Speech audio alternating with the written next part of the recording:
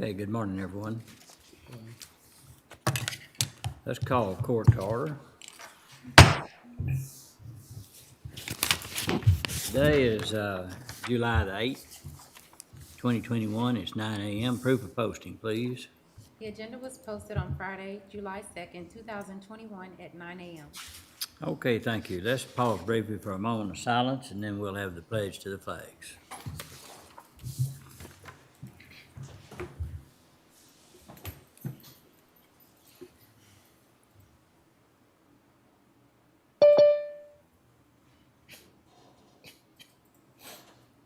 Please join me in the pledge. I pledge allegiance to the flag of the United States of America and to the republic for which it stands, one nation, under God, indivisible, with liberty and justice for all. Now the Texas pledge. Honor the Texas flag. I pledge allegiance to thee, Texas, one state under God, one and indivisible.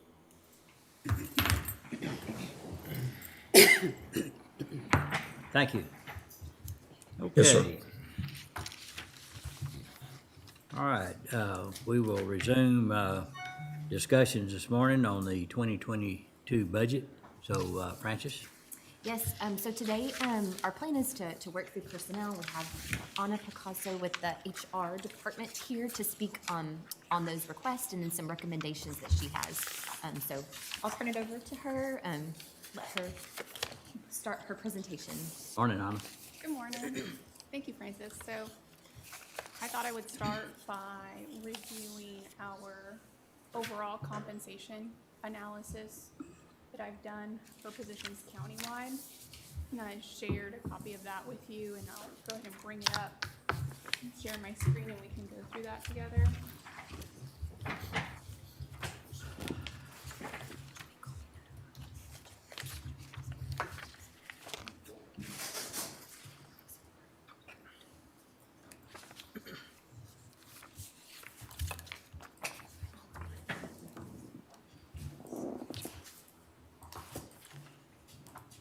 So the first item I want to review with the court is related to COLA, our cost of living adjustment, and HR's research on that, providing that information to you.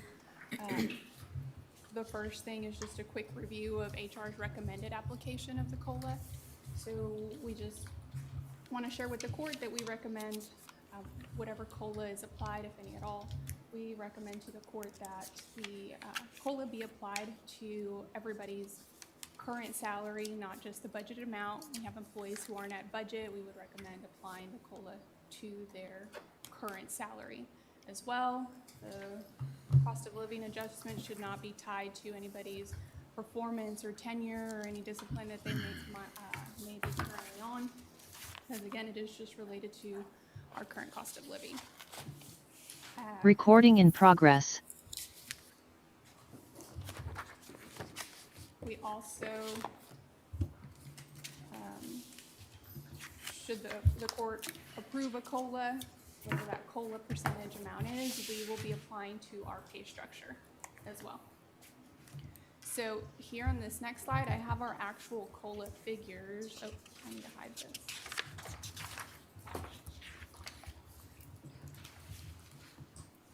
So here I've outlined the definition of some of the numbers that we pull for the cost of living calculation. So I'm pulling these numbers, which is the Consumer Price Index. It's a monthly figure that the Bureau of Labor Statistics releases on a monthly basis. And I provide these figures in a table format for you, and then I'm providing 3 different measurement periods for the court to reference. I also have the COLA formula that we use to actually calculate those figures. We plug in these CPIs into this COLA formula, and that's how we're getting that large, bold COLA percentage figures. So you can see I'm giving the first quarter of what would be a calendar year, January, February, March. I have that measurement period for you to reference. Then I have our most recent 3 months available. March, April, May. That's what's currently available for information through the Bureau of Labor Statistics. So you can see that COLA is 4.48%.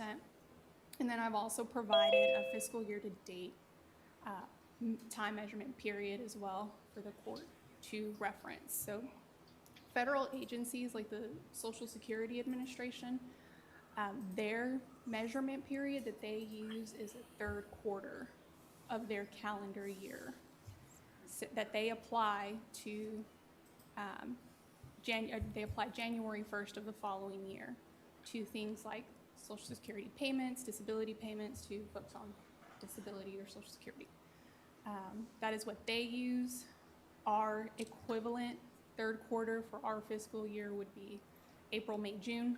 We don't have the June CPI available yet. As soon as that's published, I'll rerun these numbers, these figures for you so you guys work off the most recent information. So we can, I guess, we can hold that final decision until we get that number. You can. This is just information for you to kind of absorb, and obviously I Okay. will provide that.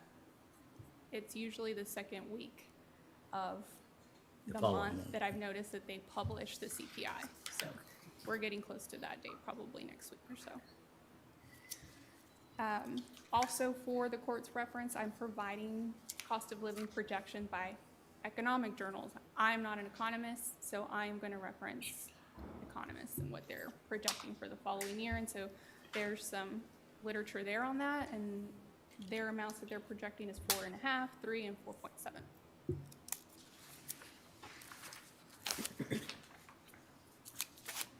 So here I'm also covering incentive pay. So what was budgeted for incentive pay is $459,235. The court recently selected an option. Should they want to continue to budget for incentive pay moving forward, they will, the option outlined an administration that differs from this year, and that's no longer including ineligible positions in the department's budget for incentive pay distribution. So positions that are vacant or filled with an employee that cannot participate, whether by being a new hire or they have a poor performance evaluation, that will no longer be calculated into the department's budget. So this budget, it would still maintain, and what is currently paid out for this year is $435,000, $435,568,000. That was actually paid out, so that would be less than that if we remove all of the ineligible positions. These figures that I'm providing, of course, would not include whatever COLA is applied to budgeted positions. When did employees receive the incentive pay, or have they received their incentive pay? No, not yet. They have not Okay. received that yet. We're hoping to be able to distribute it on the last paycheck of July, so the Okay. July 30th paycheck.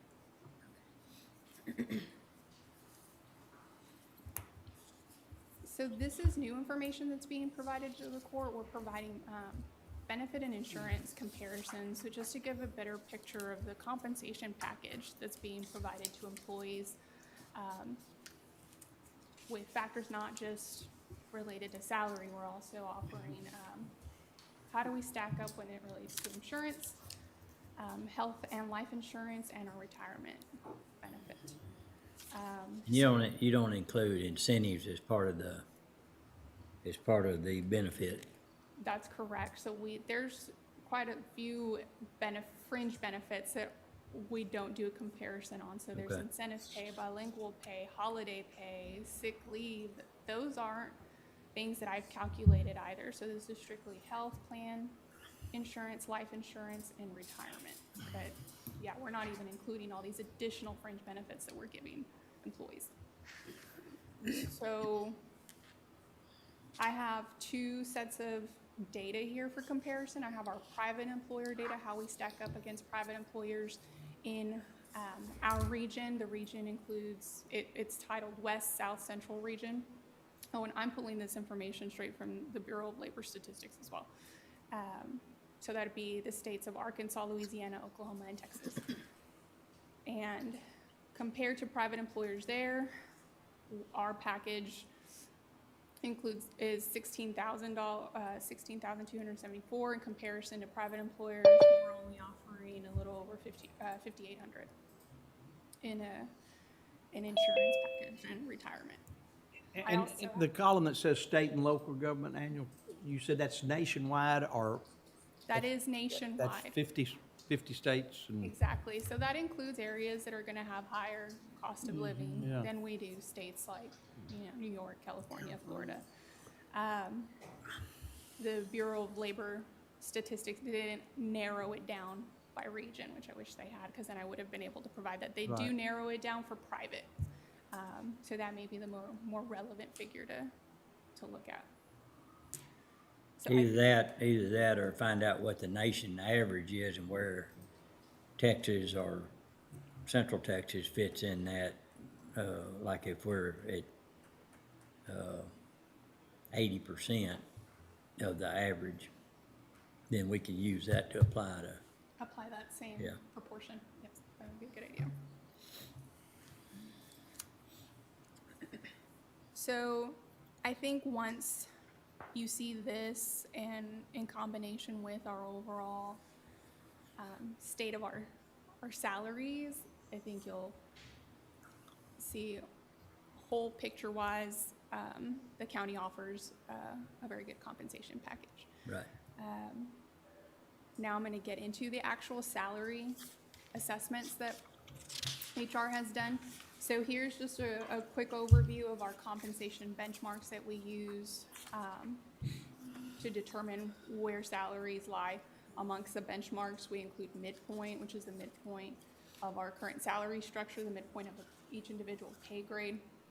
We have that as a benchmark. We have market salary information as a benchmark, and that's information I'm pulling straight from the labor market information provided by the Texas Workforce Commission.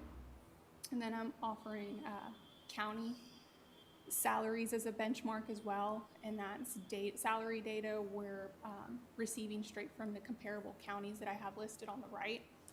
And then we have pay grade information as a benchmark as well.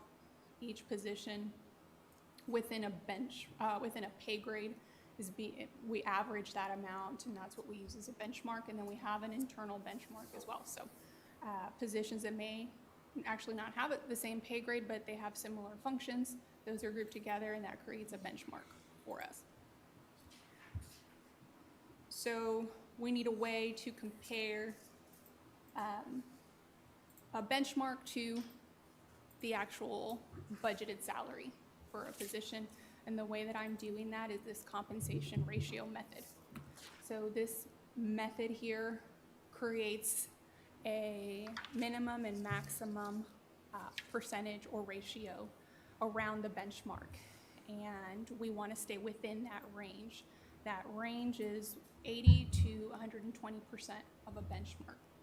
And that's what we want. So any position within that range, we are not going to consider as an outlier or a position that has that should require an adjustment because they're out of range of benchmarks. So we are just dividing the compensation benchmark and an individual's budgeted salary, and we're getting a ratio. And we are flagging ratios that are below 80%. If you're below 80% of any given benchmark, we've highlighted that, and that's how we're picking the positions that we want to address, that we want to look at and say, maybe these positions need an adjustment. So that's the method that I'm using. I highlight there at the very bottom corner just to synthesize the information, so we're not looking at 20 columns in the spreadsheet and having 0.5 font. I'm averaging these ratios, so there's only one ratio that we're referencing in the upcoming slides, and that's the ratio average. So that average, that's what you'll see in the following slides, and that's what we're using as our marker of what we need to look at or what needs to be addressed. My following slide, this is my compensation summary. So we've derived a summary based on our compensation ratio methods and our benchmarks that we've outlined. And you can see here We actually don't have any positions that have an average comp ratio or that have 3 or more benchmarks below 80% in the county. So positions that has a budget that's determined by Commissioners Court, we have none that are below this 80% on average, which is great news, and again, indicative of the county offering a really good compensation package. We have 16 positions who have comp ratios below 80 and 2 benchmarks or less, and then we have the countywide comp ratio average. So countywide, all positions, that average comp ratio is 1.01. A 1 means you're in line with the benchmark. Yeah. So that means overall countywide, most of our positions are in line with benchmark.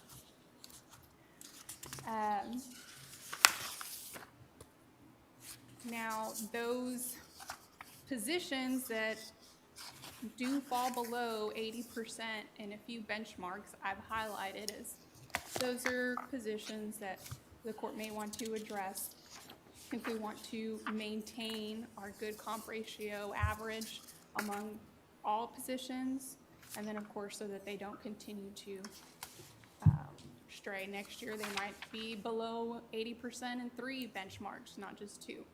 So I've provided this position review. Some of these positions may have a request submitted, some of them may not. I'm just providing a picture of complete positions that fall below that 80% mark.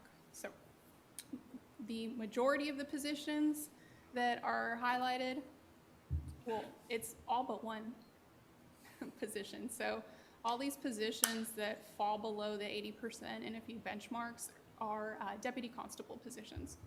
So those are the positions we flagged as possibly needing adjustments.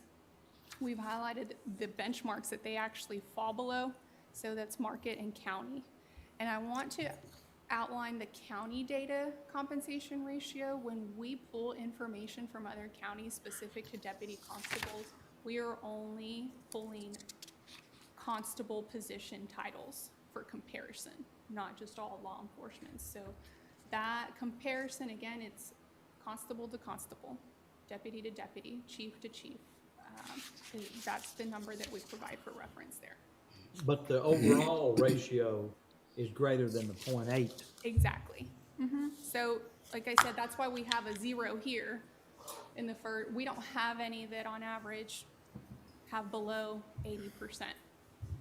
These are the few positions across the county that do fall below 8 in 2 benchmarks only, but their overall compensation average is above the 80%. So if we made up the difference, what does that do to the comp ratio average? Does it just bring it up to the 1.0? Right, so good question. I actually have in my the only other position that's kind of out of line with these ranges is the victim assistant coordinator in the DA's office, but they submitted a request to get that better in line with its other similar titles. Okay, for me again, the county data comp ratio, that's a comparison of our peer counties. Yes, ma'am.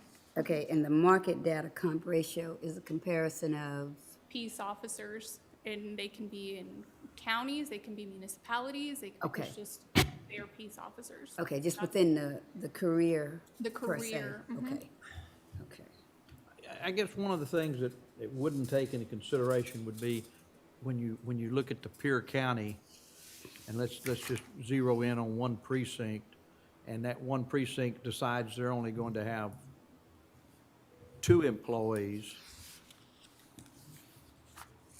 and split the duties, therefore they compensate them higher, and you may want to have 5 employees. Could that trigger any kind of disproportionate view of how those comps are rated? In other words, there's only so much money in the pie.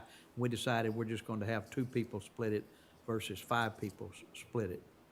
Can that affect the study, the compensation study? So we're taking the salaries at face value, but you're spot on. They all probably have a different way they organize their office. And we are not accounting for that. We are comparing these titles. If they have a constable, a deputy constable, we're comparing it to a deputy constable. If they have the chief title, so they could have more functions. Additional duties that Which would is- allow for the greater pay or something. Correct, and which is why we don't rely just on that one benchmark. We have that amongst other benchmarks that we can also reference, because we know that they may very well have a different structure than the county. Benchmarks are pretty much structured along the line of title of that position. And then the title, I'm trying to get a picture of this. The title is based upon job description, pretty much. Do y'all look back at job descriptions for titles to We- determine?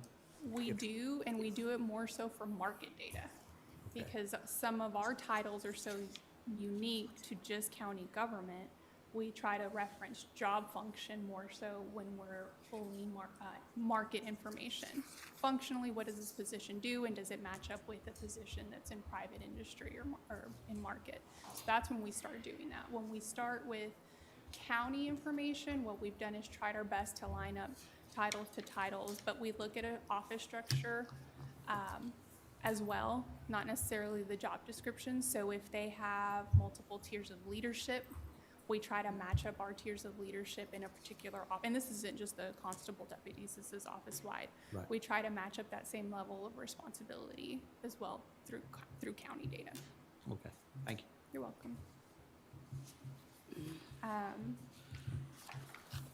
Your original question, Commissioner Terry, it was really, how can we offset that difference? And so I did have, if that was something the court wanted to address, to try to avoid constable deputies falling even further below the 80% mark in these few benchmarks, we do have an adjustment recommended. And so we have positions that are constable deputies that are only an outlier in one benchmark, and so that's position number 420 and 425 and 418.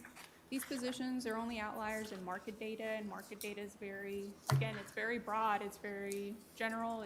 We're referencing just peace officers in all markets, so it's not as a concern for us that they're out of line in market data. And then if you look at the county comp ratio for positions 420, 425, and 418, they're above 80. So we thought that salary was a good marker to use. And so if the court wanted to adjust salaries to that amount for these other constable deputy positions, this is what that would look like. I've outlined that in this table here. Moving positions to that 47,577 amount. And then found the difference there, the increase amount, and how much that would cost. And I assume that puts them at a 0.92 after you would make that That's the compensation average. allowance? Yes, sir. Okay. That would bring that average.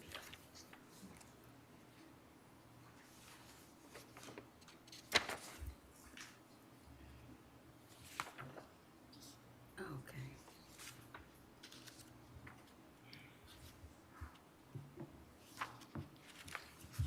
So those are just positions, again, those are the ones that HR has found that may need addressing. Some of them, those offices do have budget amounts requested through the auditor's office. Some of them don't. Some of the amounts differ from what I've recommended. Some of them are higher. This is just what HR would recommend doing. So the following information is just position types and where they land as it relates to the comp ratio. And so I've outlined department heads, and you can see their comp ratio average there and where they daylight, there's nobody that's terribly off. We have one position that, is below the 80% that we want to see positions at, and that's in, market data. And that is position 900, the Director of Veteran Services. How was that? Where did you get that? What's that market data? So this is more of a social service role. So if you could see the market data for the county health services position, they're exactly the same. Both of those offices perform a social service to the community. So that's why theirs is the same. Oh, okay. Would his classification change as well? I see he's an A30 and the next closest is an A33. That wouldn't necessarily call for a change in pay grade. We can review his functions just to be sure we have the most up to date. I don't know when the last time that has been done for that role, but it wouldn't be a bad time to do it when we can. So you're saying that 0.73, if that was brought to 0.8, then what's the composite ratio average do? What does it do to the composite ratio average? It's already at 9.95. Right, because in the other areas, it's not that position isn't Yeah. that far off. So what does that do to that composite ratio average then, if that goes to the 80?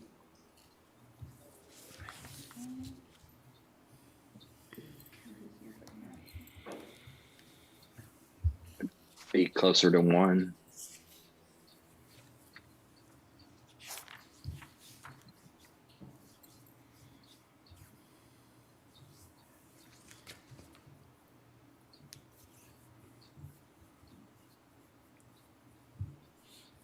.97.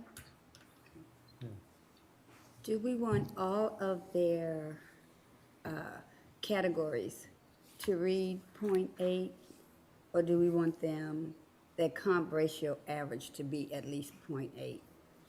And I'm thinking out across all requests when we start looking at them. So because the average among all county positions is 1.1, and then a perfect 1 means you're in line with benchmarks, it would be our recommendation to shoot for 1. But yes, you're right, if the court wants to see it as well, as long as they're above a 0.8, we don't necessarily need to address them. And so that's going to be the court's discretion as to where they'd like positions to lie. Okay. And I guess my question is, so in reviewing the data, I need to kind of calculate that all the categories need to be at a 0.8, like his 0.73, in order to be aligned in your methodology. All of them need to read 0.8? Ideally, yes, they would all Okay. read I was- And you're making that recommendation? Yes, Is that sir. right? But the composition, the composite ratio average is really a better picture because it should take into consideration differences in job descriptions across those different market average, every county average. It should somewhat take into consideration differences that may exist. So it seems to me that the composite ratio average is the best number to look at. Yes, sir. So you're very right in thinking of it as a whole. Instead of a whole snapshot at one spot. Exactly. So ideally, we'd like positions to not be below 0.8 in any of the benchmarks, but I think the more important number is on average, because we're taking a picture of the position as it compares to other positions internally, or how they compare to positions in private market information and then to other counties. And so I think taking all of those factors into account, you want to look at the So you- average number. So you'd want to look at the comp ratio at 1 then, if that, is that right? In Yes. the ideal world, 1 is In the perfect. ideal world, we want One's it perfect. to be a 1. And then the other factors, the tenure, the performance, all those things are figured because you have that room between .80 and 1.20. Is that right? Well, can you repeat that? I'm not sure. 80 to 100%, Well- 120%. Yeah. So, the discretion to move within those boundaries can still be done because we don't have a tight number. Exactly. And so, okay, Right, there's not a specific flat dollar amount or threshold we're having to meet, just as long as we're in that range, we're in the ballpark. And then, of course, all things being equal, we want a 1. right. Then one other question, you addressed those where there's departments that, the department head or elected officials is recommending a move up into the whatever range, let's say 0.80. But what about those that, where the department head or the elected official did not recommend moving it up and they're below the 0.80? Are you recommending that we go ahead and move those to that range? In other words, there's someone that's 0.72, and their department head did not recommend they be adjusted to 0.80 or higher. Is HR recommending we bring those up even though there was not a request in the budget for it? Yes, so Okay. that's what, the previous slides I have with the Okay. constable's office and that 1DA, that's our Just 7 positions, right? Total of 7. Those are the ones that, well, I think it's 16. But those are the ones that HR recommends looking at. Those fall below the 0.8. But looking at the average comp ratio, we don't have folks that are below that, Right. that 0.8. So those are the ones we would look at first, ideally. And some of those that we flagged, we have officials that didn't submit a request for them. So that's why we want to give that full picture. This is everybody we would recommend, regardless of whether or not they submitted a request. Now, the ideal perfect world, we would bring all county positions to a 1, but that would be, there's half of the county positions that fall below a 1, so that would be really expensive to do and to try to do in one budget cycle. So we wouldn't recommend that. Our recommendation would just try to bring everybody above a 0.8. Everybody is a 0.8. Okay, then let's scrutinize and see, are there any benchmarks that are below a 0.8? Yes, there are. This is what we would look at first. Anna, on the deputy constable chiefs, the 4 there at the bottom, page 13. Why the disparity in what you recommending there between 1, 2, 3, and so you've got 1 at 61 and 2 at 52 and let's see, 56 and then 47 for the last 2. Why that? Wouldn't those, didn't that throw off with those big disparities So in there? that's a good question. The reason those were left at 47,577 is when we looked at county comparison data, we found that only positions that actually led other deputies Okay. had the chief title. And these 2 positions, they're the sole full-time Yeah. deputy for that precinct.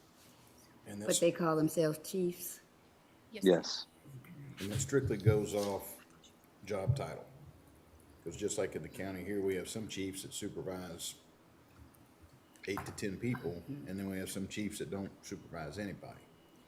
And so that's where I was explaining to Commissioner Smith, where when we compare county data, we try to look at the office structure as a whole to see, okay, how many people, how many leadership tiers are there here? Where would our position in comparison lie best? And that's what we should compare to. Exactly, or else you could skew the ratios by simply manipulating the titles or the job description for that title. Right. That's So precincts the 1 thought and 2. behind our method in doing that. precincts 1 and 2, they supervise how many, For I mean, one, I know it's 9 or 10, okay, and for two,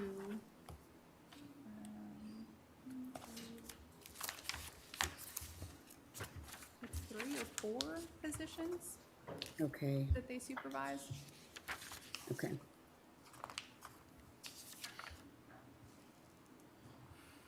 Did that answer your question, Commissioner Jones?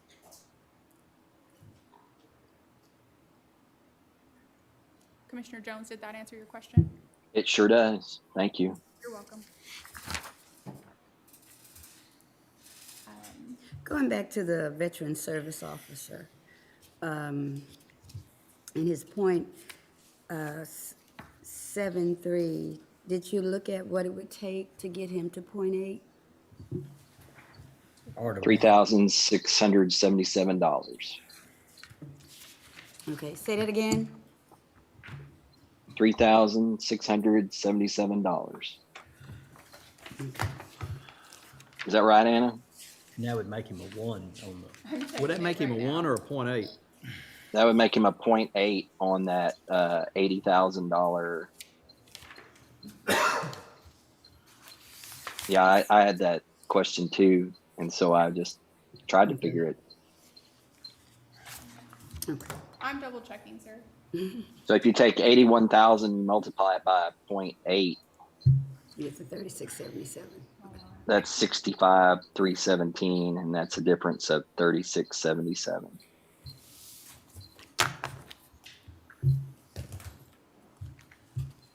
That's 65 what, Will? 65,317. Okay, I don't wanna compete. That was the recommended increase was 27.77 to bring it to 62,195 was y'all's recommendation. Okay, I see it there. I'm trying to remember. 81. 647 Finish my times calculation real quick. 0.8. wonder what his major was in school. Business, Accounting, math. counting, yeah, sounds like it. I have an amount that I've recommended for that increase. Okay, And I'm trying to remember how I calculated that recommendation, but I can go back and try to see my formula. Okay. But yes, sir, exactly how you're calculating it, that's correct. okay. Did you use midpoint? You did something No, else? I did not. Okay, It wasn't midpoint. okay, I don't think I used midpoint for any of them. All I did was just take that. If you want the market data comp ratio, you take the market That is. average and multiply it by yeah. 0.8. Right, and find the difference between that and the budget. Yes.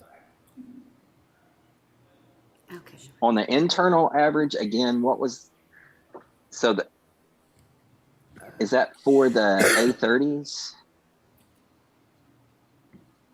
That would be the pay grade average if we were just looking at all positions. Yes, one okay. Pay grade. Right, at A30? Right. And then the internal average is more related to the function of a position Okay. Okay. and comparing it to similar functions. So Okay. comparing law enforcement positions with other law enforcement positions, comparing case management positions with other case management positions across all departments. So that's how we would come up with that. Okay. So yes, I'll come back and I'll clarify my recommendation and then compare it against here, just bringing the market to 80, Okay. to 80%.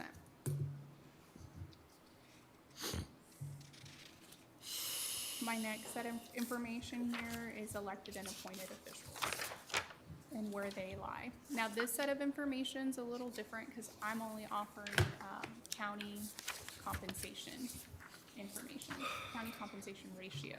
There's not an average, there's not other benchmarks Okay. that we pulled for this, just because these are very unique to county government, so it'd be difficult to find market information for the titles. Okay. And so I have here the average among officials as 0.94. And then I've highlighted those that are below 0.8. And then the rows highlighted in blue are positions that have actually submitted a request for increase.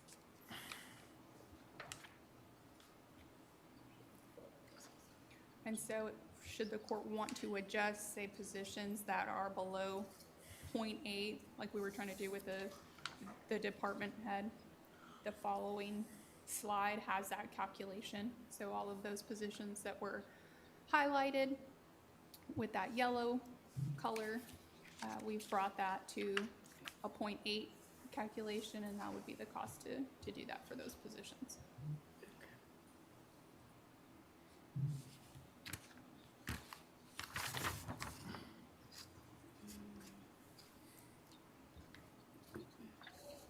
If there are no questions on that, I can move into what has actually been requested by departments, if we're ready for that.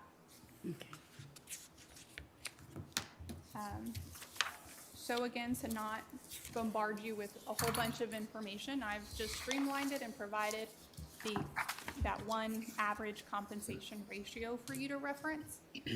And so the first department I have up is the county clerk's office. This is a list of their requests. And what I've done here for all of the department requests, I've brought those positions to an average comp ratio of 1, because ideally we'd like positions at a 1. And so what we have in the column fourth to last, that's the actual requested salary. The next is the total change in salary if that were to be approved. Then we have our average comp ratio. So here, I'm not recommending any changes for positions unless they are below the number 1 in this column. Oh, And so in the last column, you can see in the very last line, we have a comp ratio of 1.01. So for salaries adjusted to comp ratio 1, there's an NA there because it's already at or more than 1. So that wouldn't have a recommended HR change. For all the other positions, because they are less than 1, I have there for the court to reference what it would be to bring those salaries to that. I want to ask you a question. I asked Anna to run me a report to show if we had any full-time positions that were being paid less than $15 an hour. And out of all of the county positions across all departments, we only had 1. And that position, and I think it's like dollars and cents to bring to $15 an hour, but it is in the county clerk's office. Is he even looking at that position that's, and I mean budgeted? There are some positions that are being paid less, but the county has them budgeted at $15 an hour or more. But as far as being budgeted below $15, we only have that 1. And I was gonna ask the court if we could just put the dollars and cents in that 1 budgeted amount. Now, what they pay them, but if we could put the dollars and cents in that amount for that full-time position to get it to $15 an hour.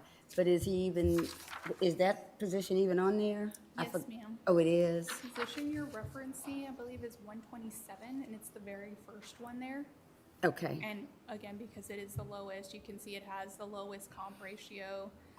It's budgeted at $30,939 currently, and the department did submit a request to increase that position. I think the $15 an hour brings it to like 31 and change.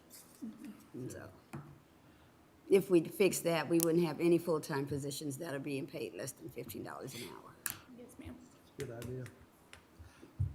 On these columns, you've got the budgeted salary, requested salary, but aren't there some who, even though they have a budgeted salary, are paying less than that amount?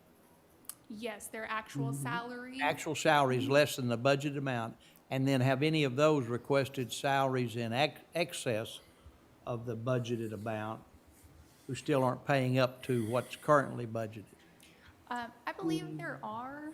I'm not sure exactly how many here in the county clerks, I know there are some in the tax office. Okay, that well, we haven't- get to it as we go through it, but And I we- would like for you to mention those when you get to it. I'm curious to see what those would be. Yes, I can review all of these, and then I can pull up that spreadsheet I have with those positions that have that scenario that you're speaking of.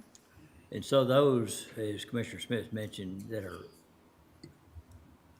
below or above the budgeted amount is the discretion by the elected official, department head, to be able to manage their people relative to tenure, performance. Sure. That's correct. So, something I have in that spreadsheet I pulled for that information is the hire date. Something I probably need to pull in is the last promotion they received, because it could also be related that they were just promoted in the position, and so they're not at budget yet. Yeah, there's, So those could be some of the few reasons that they're not at budget. We have the county clerks. The next is the criminal district attorney. And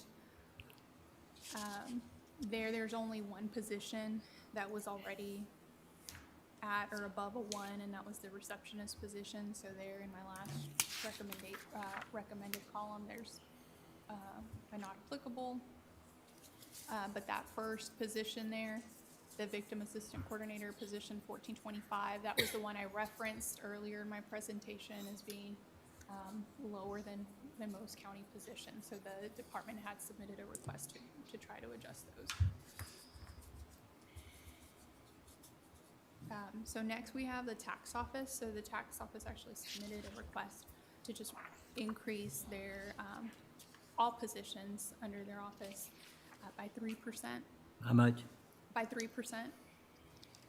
But they have a big office, so I only listed the 3 positions that were below the average comp ratio of 1.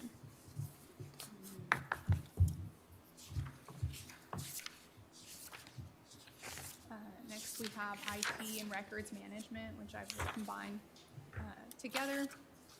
The 3 on the bottom, there again, they're at or above a 1, but the very last one, that's not a request for an increase, that's a request to decrease the position.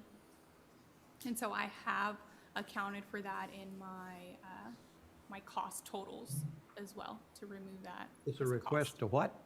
To reduce the budgeted salary. Is that open spot right now? No, there's a person in that position. But they're not at budget. They're not at budget currently. Would that throw that position out of line as far as the comp ratio? It would not, because its current comp ratio is 1.16. Okay, So it's getting close to that max at. it would bring it closer to 1? 1.2. Okay. So that would not throw that. So they would lower it to make it, It would be more in line with the 1. yeah, closer to 1.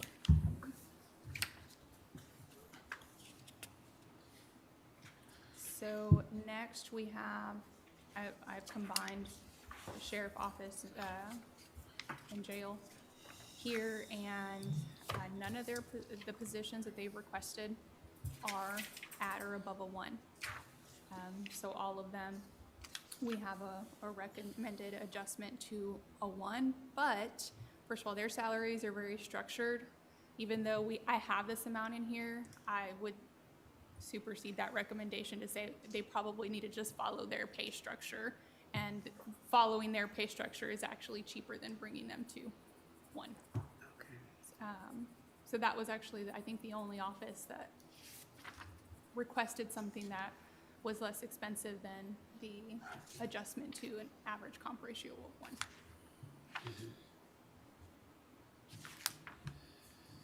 So here we have smaller offices submitting requests for just a few or 1 position. So I've combined all of those, and there's only 3 that, again, don't meet that ratio mark that I've set for our recommendations.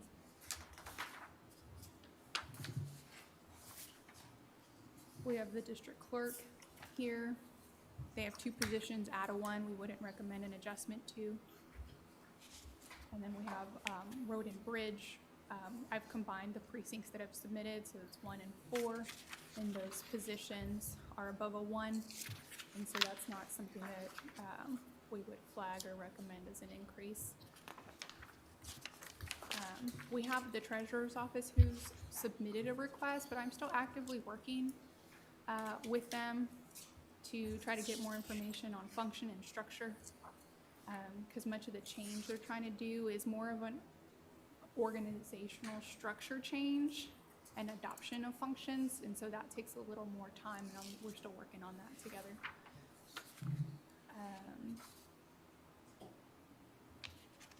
Now we have well, before we get into new position request, I can pull up that information here related to the positions where the actual salary is not at budget. Stop my share.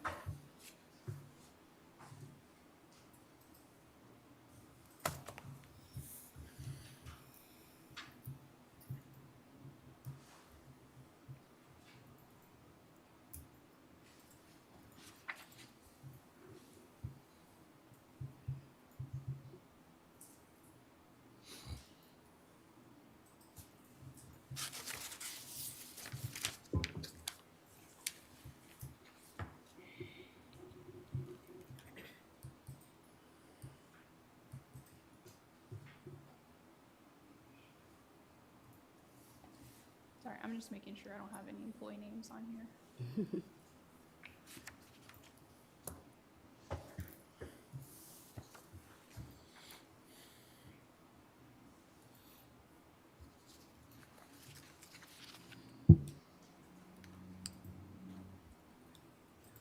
So these are the positions where their actual salary is lower than the budgeted salary, and they submitted a request for an increase.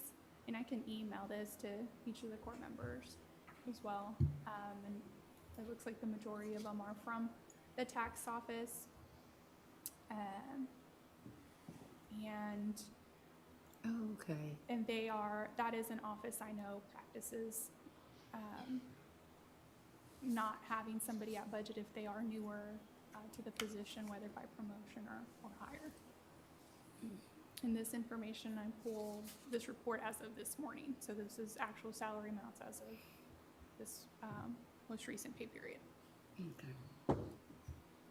But of those now, are there requests to go beyond the 2021 budgeted salary for 2022? Are any of those in that request list to increase that budgeted amount even though they're not at actual salary right now?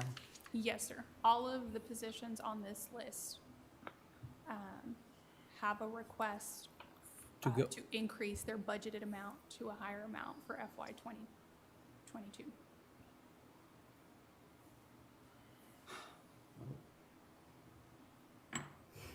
Okay.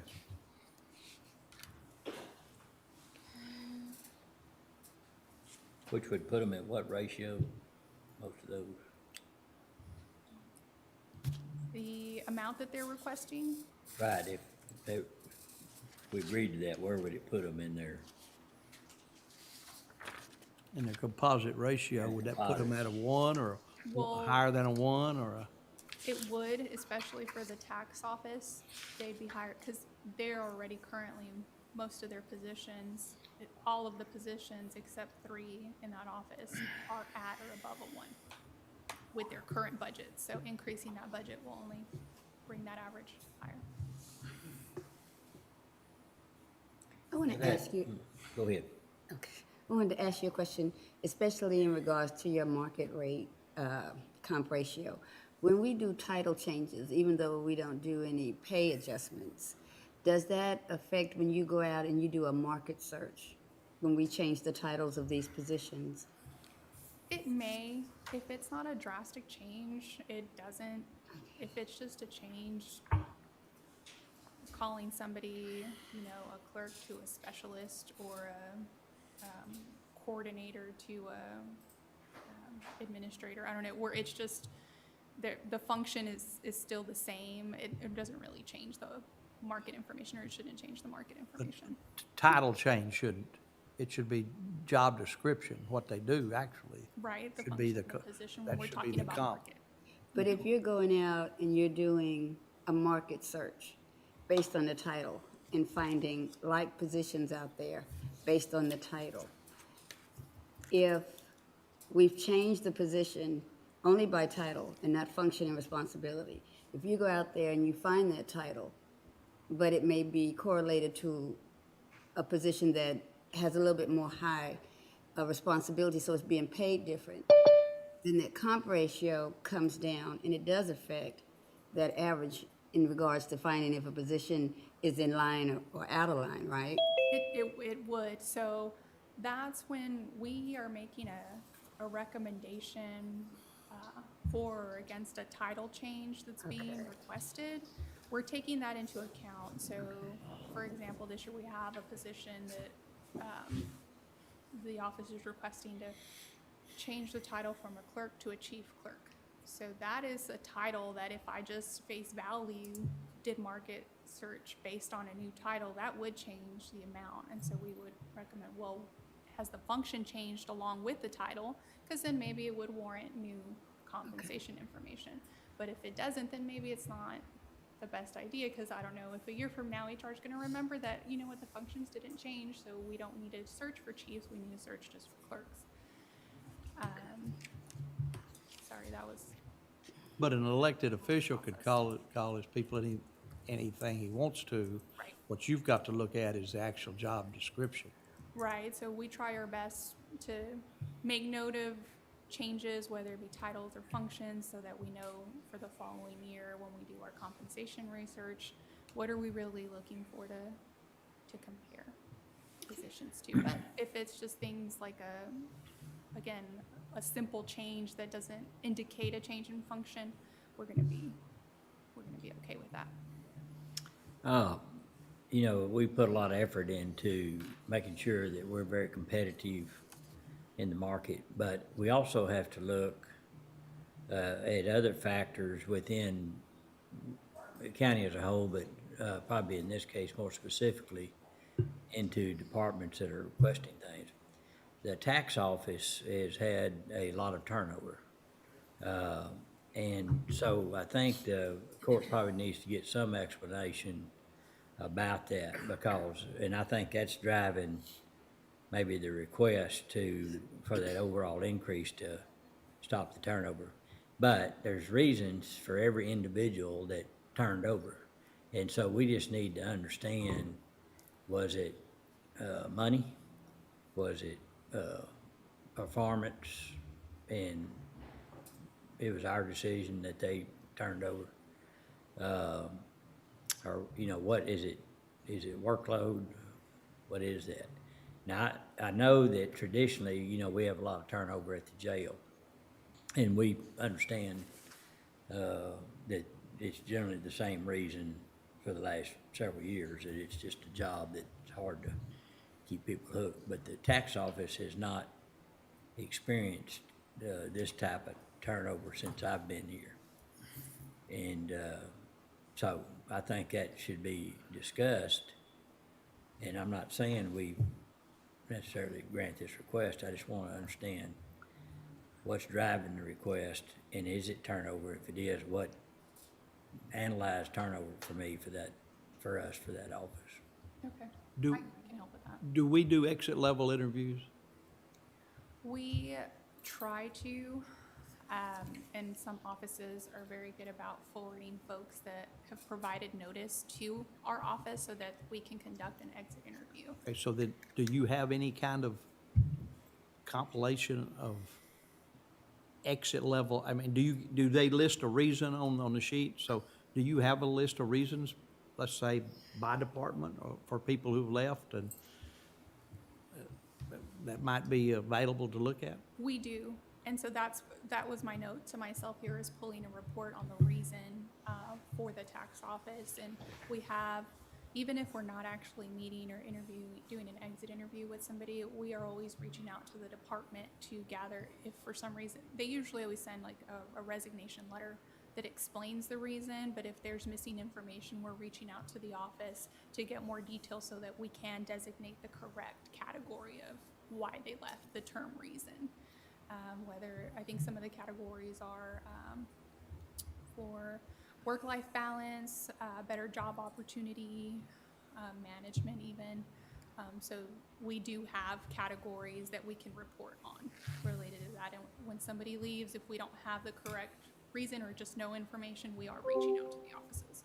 And I guess too, I want to see what the percentage of turnover is, because if it's been stable for years and there's 3 in a short period of time, well, that's not a lot of turnover, it would appear to be, just because it's been stable for years. So is it in a percentage of turnover that's alarming, or is it Okay. in line with what we're seeing? Exactly. And, you know, it Hey, all what- comes during the COVID situation when they're face to face to Right. our Right. taxpayers. So those were the customer service positions that have seen the, I'm not exactly most? sure, but I do think I think that's correct, but not exactly sure. So that'd be a good question. And of course, we would, I think, maybe Randy's out of town, but, Karen's there.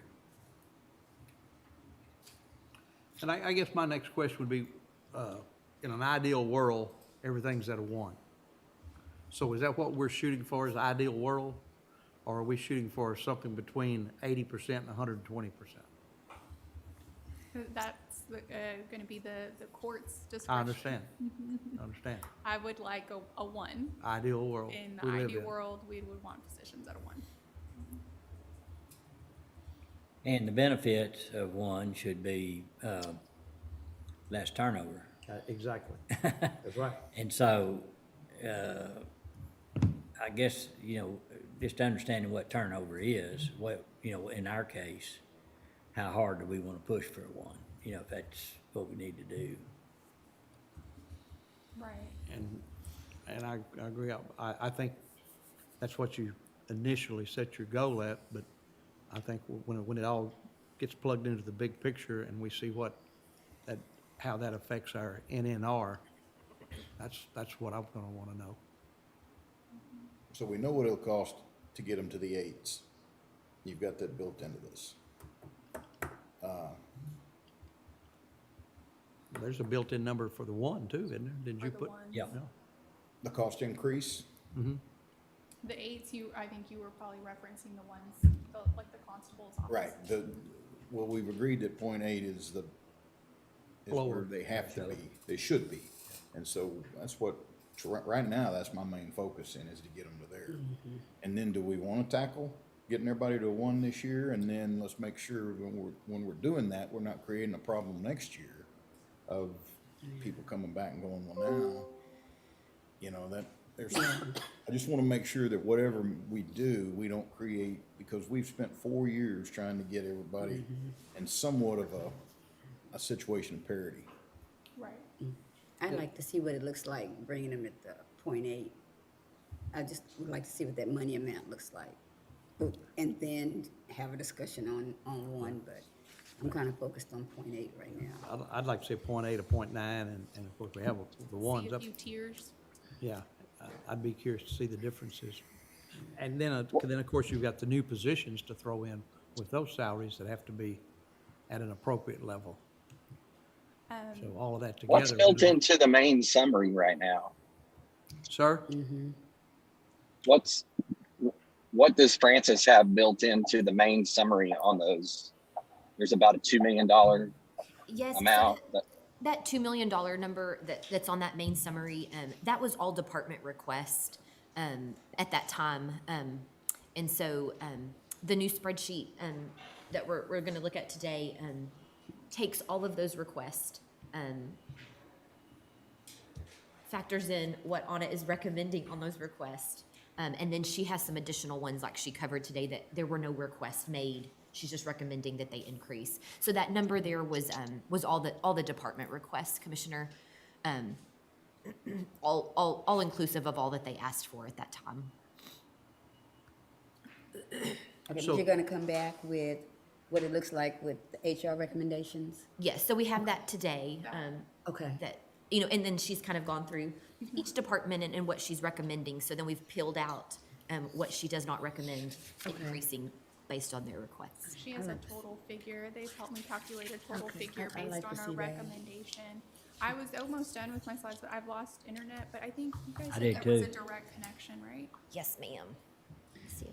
You may, I'll move why over. don't you move here and I'll switch. You look like a little, computer genius over there with all those little, I am, I'm used to little. You Bill Gates. not Going from one politically, to the other too, not politically, but maybe technically. technically.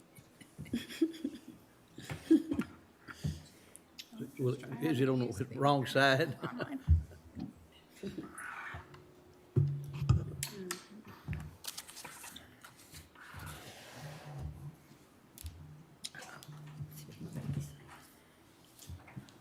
I lost mine too. I don't know if it's, Yes, you have.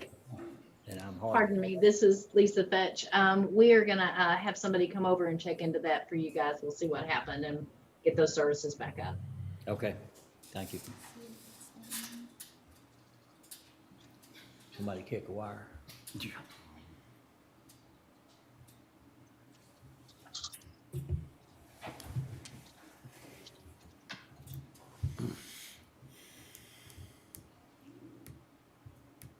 It's still not connecting. I mean, I have my presentation. I can continue going. It just, I won't be able to share it through Zoom with everyone. I disabled your Wi-Fi, Okay, so you're hardlined. okay, So you should be, well, it was there. Let's just see where There it it went was. again. yeah. I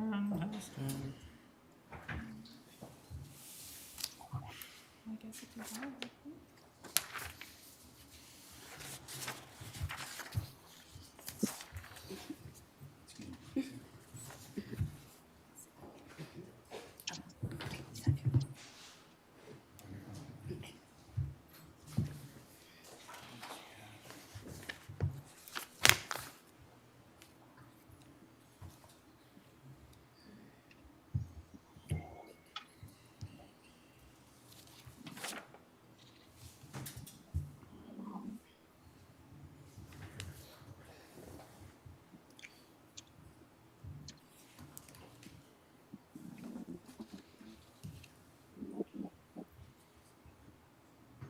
Can you give me the meeting ID? It's in the top of, It is,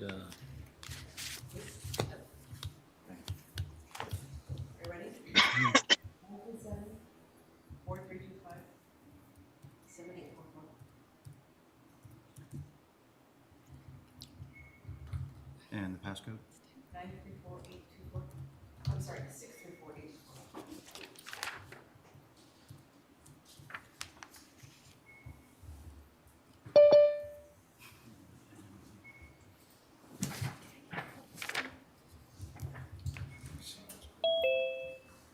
hello.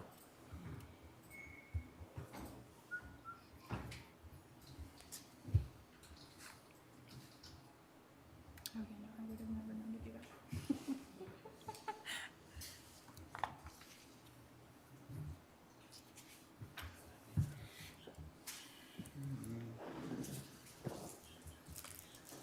Okay, get out the Big Chief tablets.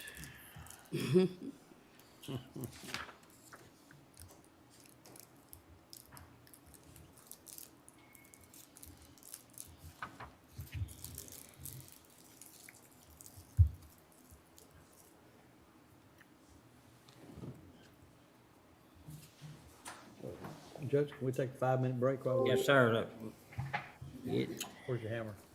it is, 10:09. We're gonna take a 5-minute break. Cut the recording.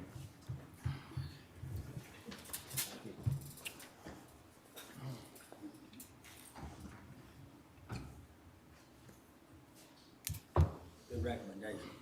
Recording stopped.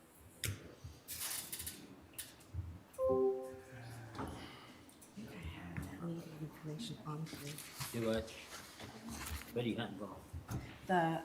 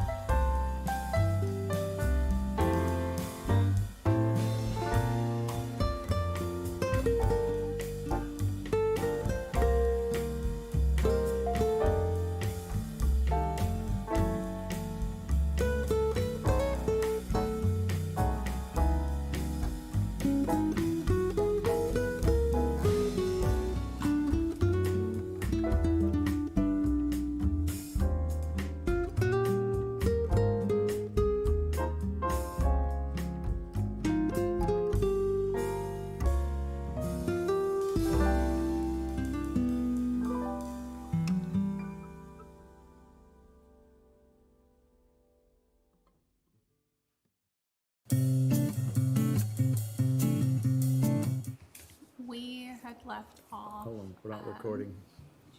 on just wrapping up. Recording in progress. Okay, go ahead. We had just wrapped up reviewing all of the department requests just for salary adjustments. And so now I'm gonna jump into, new position requests.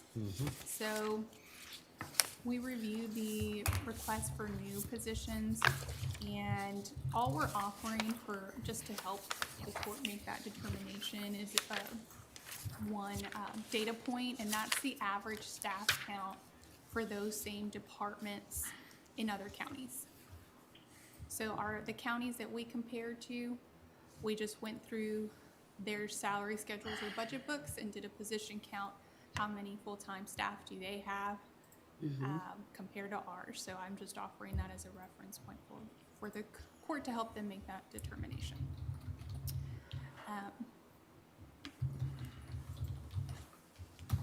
And again, these are peer counties. Peer counties, Peer yes, ma'am. counties.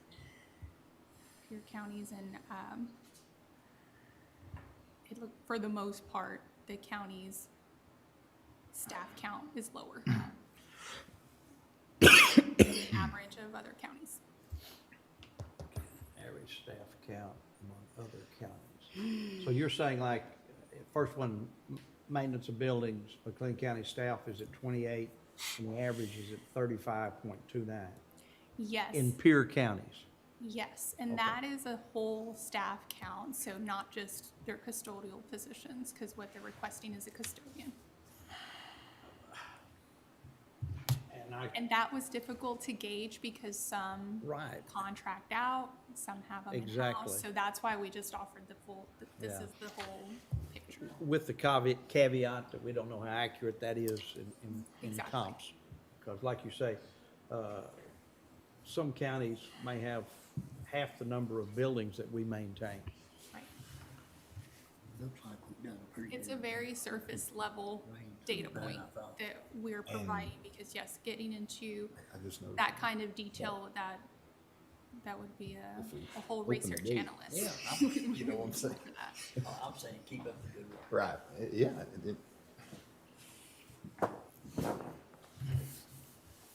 So we offer that, and then also following that, we have an overview of all of the changes to titles after that. And there are salary increases associated with the changes to title. Most of the title changes are titles to, or changes to a title that is already in existence.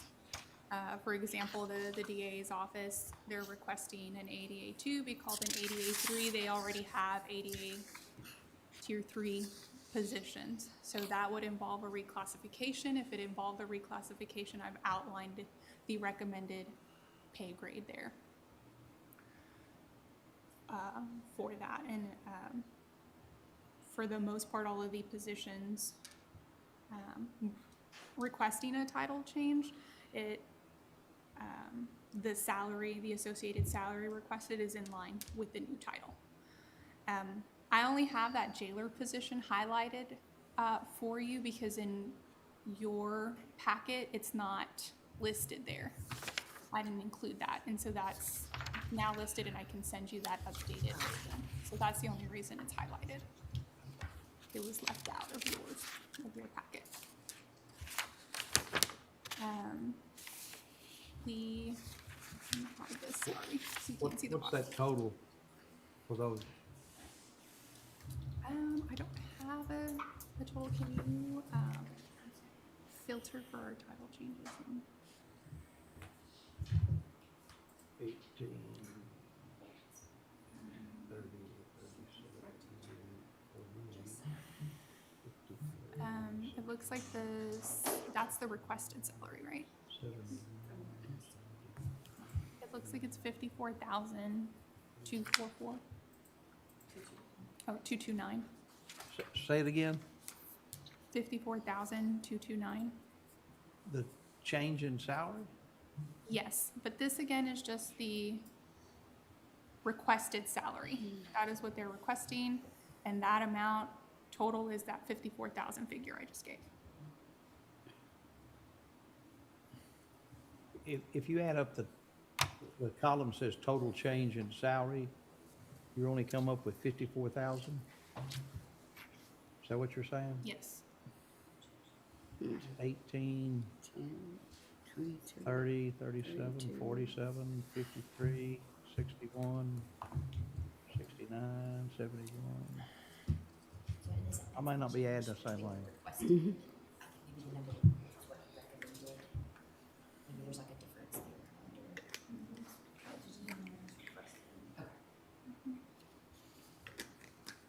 Just from that, not this picture, but just from that, excuse me, PowerPoint slide. Oh, thank you, That's it. Francis. So I know it's kind of different. So it looks like it's 82,000. I'll need to compare to what is in the request sheet that the auditors is keeping against this to see where the difference is, because there's a difference. Okay. We can calculate that. Just roughly speaking, looking at that total change in salary, it's around 82,000, maybe, is what you're saying? That's the total of those up there. Oh, yeah, these right here, 82. about 82,000 change, okay. Okay.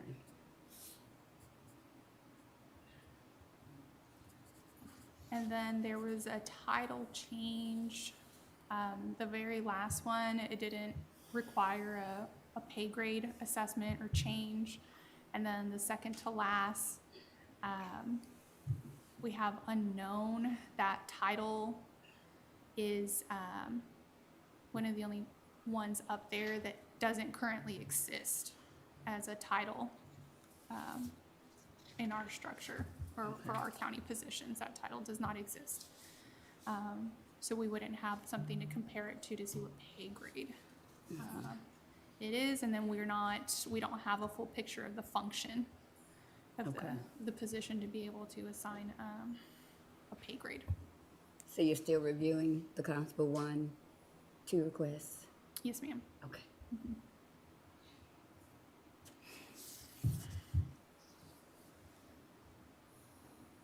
And then I've separated out the title change requests for the tax office. So they are requesting to change the titles for all of their positions. And see, this is an example where the title change doesn't indicate a change in function. They're just wanting a different title. They're going from deputy tax assessor to tax specialist, which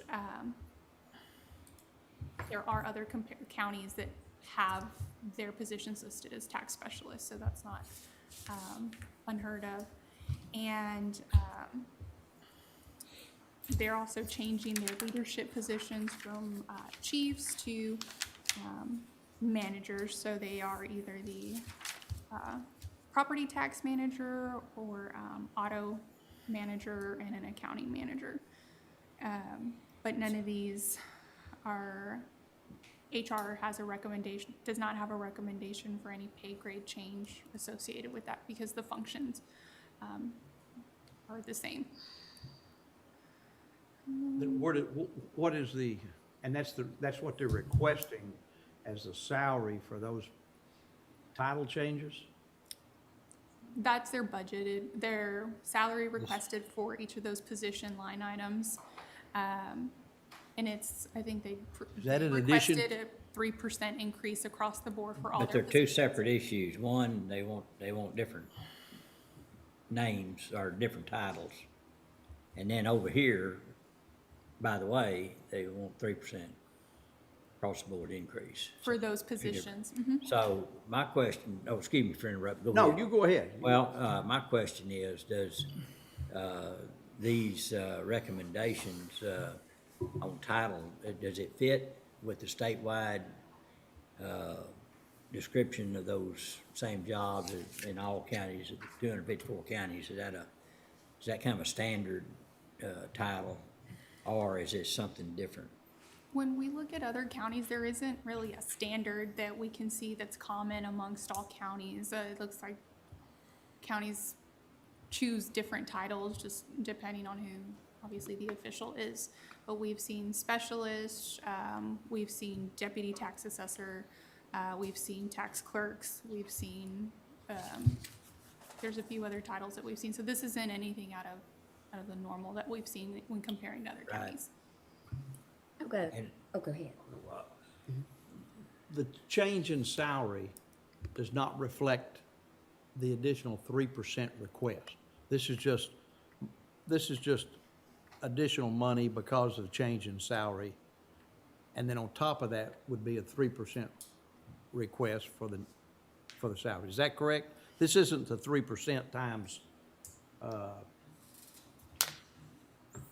the first one for 46,823 times 3%. That's not 1405 change, right? So there was only one request to change the salaries for this office, and that was 3% across the board. So that's what this is. It's not, I guess I put it in this slide just for reference, but it's not necessarily tied to or associated to the title change request. So that is the 3% increase? sir. That is the 3% increase right there. So there's two questions. One, does the court approve these title changes?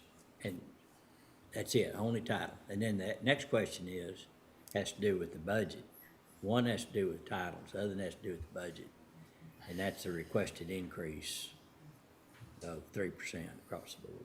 Yes, sir. Okay. That's correct. And could be, and Kathy Holloway is she's been in county business a long time, so she may identify these titles as something more standard, maybe, I'm guessing, but, I welcome their input, on either one of those issues, so. Right. And these I separated out because, like you said, it is just those two issues that the court will decide on. The previous title change requests, all of these are actually also a change in pay grade. Well, one of them is up in the Yeah. air, we don't know, but the Understand. others are also a change in pay grade. So it's not just title, it's title and budget. And I would only want to address title first and then budget second, and keep them separate.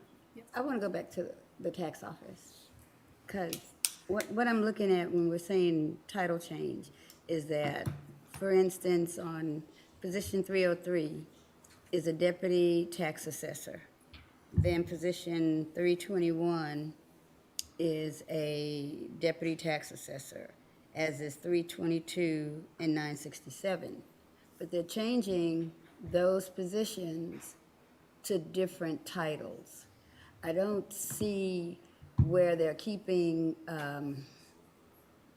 the classification of position, because you're taking a deputy tax assessor and you're making them an accounting specialist too. I would think that is a different skill set. Then you're taking a deputy tax assessor and you're making them a tax specialist. Then you're taking the same position and you're making them a lead tax specialist, and all of those come with different salaries. So those are not title change, those are reclassifications, I would think, because it's not like you're taking deputy tax assessors and making them all tax specialists. You're taking a position that is named the same, and then you're changing them to various other positions with various pay.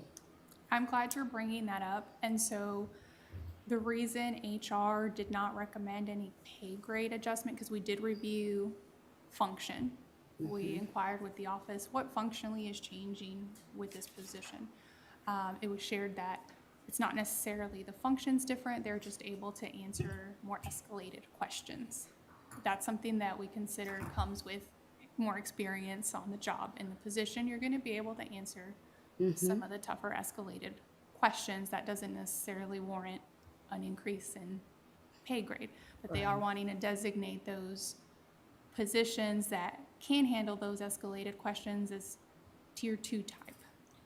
But the function itself is not any different, and so we wouldn't assign a second tier. They're wanting to go ahead and move forward and assign it a second tier, but it doesn't warrant a pay grade adjustment. Now, the accounting position, the deputy tax assessor, currently I believe it's a B6, and the function that it will carry out, we did assess it and it is functionally a B6 as well. And that also matches other accounting type position or bookkeeping or accounting clerk type positions in other offices as well. They're also B6s. So I guess I really can't understand this, I guess, because it's missing some information. And it doesn't have your recommendations in here. Okay. It just has what the position is, what they want to call it, and what they want to pay it, and what the change would be. But I'm not getting any HR input. And like I said, what is more confusing to me, I can see if you're taking all deputy tax assessors, and then you have specialist 1 and specialist 2. I know they've done it in different departments. And then you're taking supervisors and making them something. But when you're taking like positions, and then all of a sudden, you're changing them into different titles that would insinuate that they have higher functionality, then I'm confused because it's not a title change. You're asking me to think on more than that. Okay. Commissioner, I concur. What I'm curious of is you got a deputy tax assessor. Let's take 303. Does the current job description mention anything about accounting? Not in detail, and so that is something that we do have a description on file with the functions, so we would just change the description for that position. So what we would do for those positions, and I think that's something Commissioner Miller is probably explaining that's lacking here, is these positions would need a new position number, because it is a whole different position, but it's going to be the same pay grade, but it's going to have different compensation markers related to it. And so that's something I can put together here. And then as far as my recommendation, honestly, because functionally they're the same, it's just some positions are going to have more tenured employees in them, I would remove all the tier 2 language. Is it possible that these were positions that were inherited and have been called this for years, but they have morphed into taking on additional responsibilities, but the title never changed, and so with a new chief deputy coming in who had some familiarity with other counties and how that was done, these new titles more closely align with what their duties and responsibilities have been all along? It's just that they were all grouped together under a former regime or something?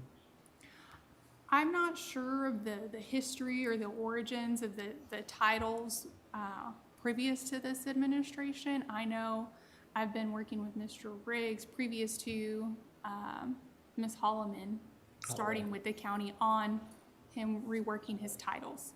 So it might not necessarily be related to that, but I know she's been the main point here recently on. There's just a lot of changes here that as Commissioner Miller points out that are pointed towards a specific profession. And should they be recognized as that, or is it just a nice title to make us go, wow? Kathy, are you on?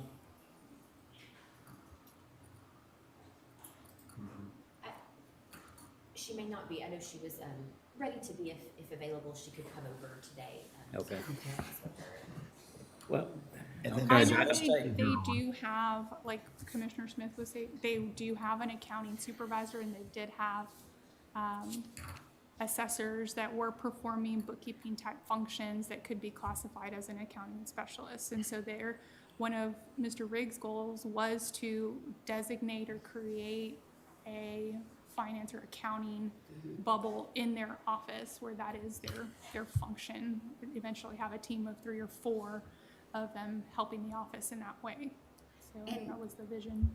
Yeah, and I can respect that because I think elected officials and department heads, they should organize their office to their highest efficiency. All I'm saying is, though, in presenting it to us, that's not a title change. That's kind of what the treasurer's office is doing. That's a restructuring, and that's changing positions to get them more in line, their title with their functionality and their pay. And if it's presented to me in that way, I can better discern it. Because it's not about me just saying okay to the title change. They're doing more than that Okay. on this. I can do that. I can outline and highlight and group together the positions that are more of a change in function.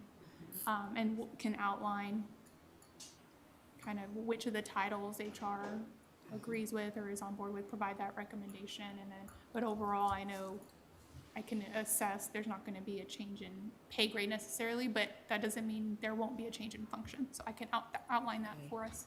You think it won't be a change in pay if you take an accounting specialist too? And I'm thinking about it, especially on the benchmark categories that you do. If you take some of these positions, you start going out and looking at them across peer counties and even across the market, you don't think it'll drive different changes? You don't? Okay. No, because we did review the function that the position is performing or would perform. And again, the deputy tax assessor is a B6 pay grade, and that does match up with some of the complexity of the function of an accounting specialist or an accounting clerk, because it really could be considered an accounting clerk as well. And it matches up, and then also other accounting clerk type positions in other offices are B6s as well. So we do not expect a pay grade change for those. But a change in function, yes, you're correct. That would be a change, and we can outline that.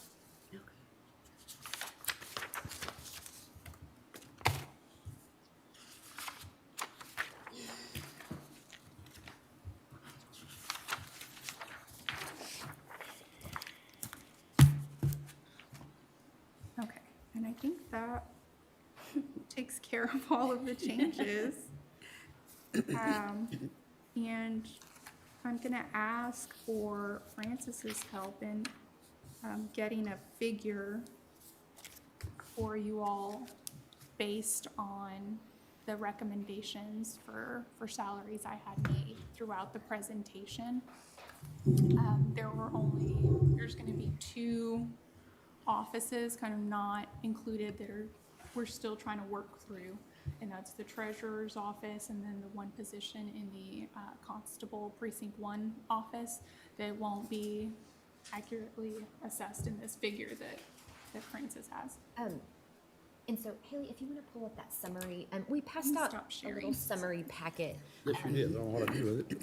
We're gonna pull that up. There was, we had to refresh formulas when we got over here, so when we printed, the one you have, the FICA Medicare retirement number, is gonna be different What here. I did with it. We just need to filter some things. Excuse me. So, like she said, with some adjustments here and there, these numbers are just gonna give you an idea of the first section, the blue section is salary increases that departments requested.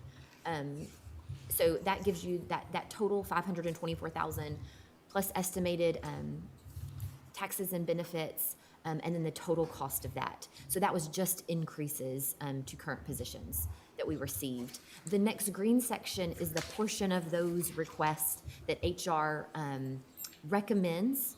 And that, for the most part, was based on bringing those up to a 1.00. So of course, like you said, if there's a different number you want to look at or different guidelines, we can help run those numbers and see what that would be. And so that's what that looks like based on looking at that benchmark criteria. And then the purple section below, which, these are just new positions that were requested, along with the equipment, that comes to 1.5 million. So total department request, what she's recommending based on going to 1.00 for those, and then new positions. And so, go back up that middle section, the green section. So just, if we're not looking at new positions at this moment in time, if you're just looking at increases, that 336,000 would be an estimate. I know there's a few that weren't requested by departments, but Anna is recommending, so we'll add those in. But that'll give you a good ballpark figure there. And that's at the 1.0? Yes. Thank you. Anna can talk more on that. So if you want to adjust that, down, of course, that number, I know somebody mentioned a 0.8, then of course that number is gonna move down very quickly. But that's how we have that sorted there, and how that meshes into her presentation. Are you recommending any new positions, or you stayed away from that? New position that, other than the data I provided for similar staff counts in other offices, that's the information I'm providing, and then I'm hoping those offices will provide that justification of why they need it themselves.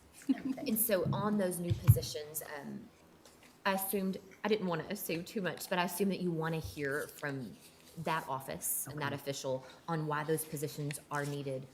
We did hear from the sheriff's office, and that makes up a large amount of that list. And they spoke on those. Do you recall the total head count of new positions? I see but Yes. just what's the total head count? The total new number is 17? That's across the county? Yeah. yes.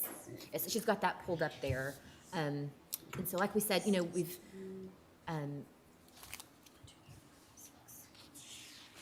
7 departments roughly there, that make up that list. There's a couple in there for County Court at Law 3, and that's just, again, I know that that's, things that still need to be talked about, but we wanted to include those there because Right. preliminarily, that's what we want to add into the budget, so we have those there for discussion. But maintenance of buildings, treasurer's office, tax office, sheriff, constable 1, road and bridge 3, and veteran service. So, if you want, we'll have those individuals speak to you on those requests, and we can even have them, after lunch or something, if y'all wanted to go ahead and hash out some of that information today. Okay. But, just Okay, if you want to hear from them on that, if it's something you want to consider. Okay. okay. All right, Kathy Holloway is here with the tax department, and so we had a question about these titles. Yes, sir. And so if you could kind of fill us in on why we're changing these titles throughout the department. The main reason is to be more descriptive of the job function. And this was something that Anna, I believe, and Randy had worked on back in May before I came, that had been backburnered, and HR suggested that this was the time to bring it forward, and so that's Okay. basically what we did. All right. So Do you there- see this as I know it matches up to, you're saying to what their job duties are. Yes. What about statewide? I mean, you've been in county government for a while.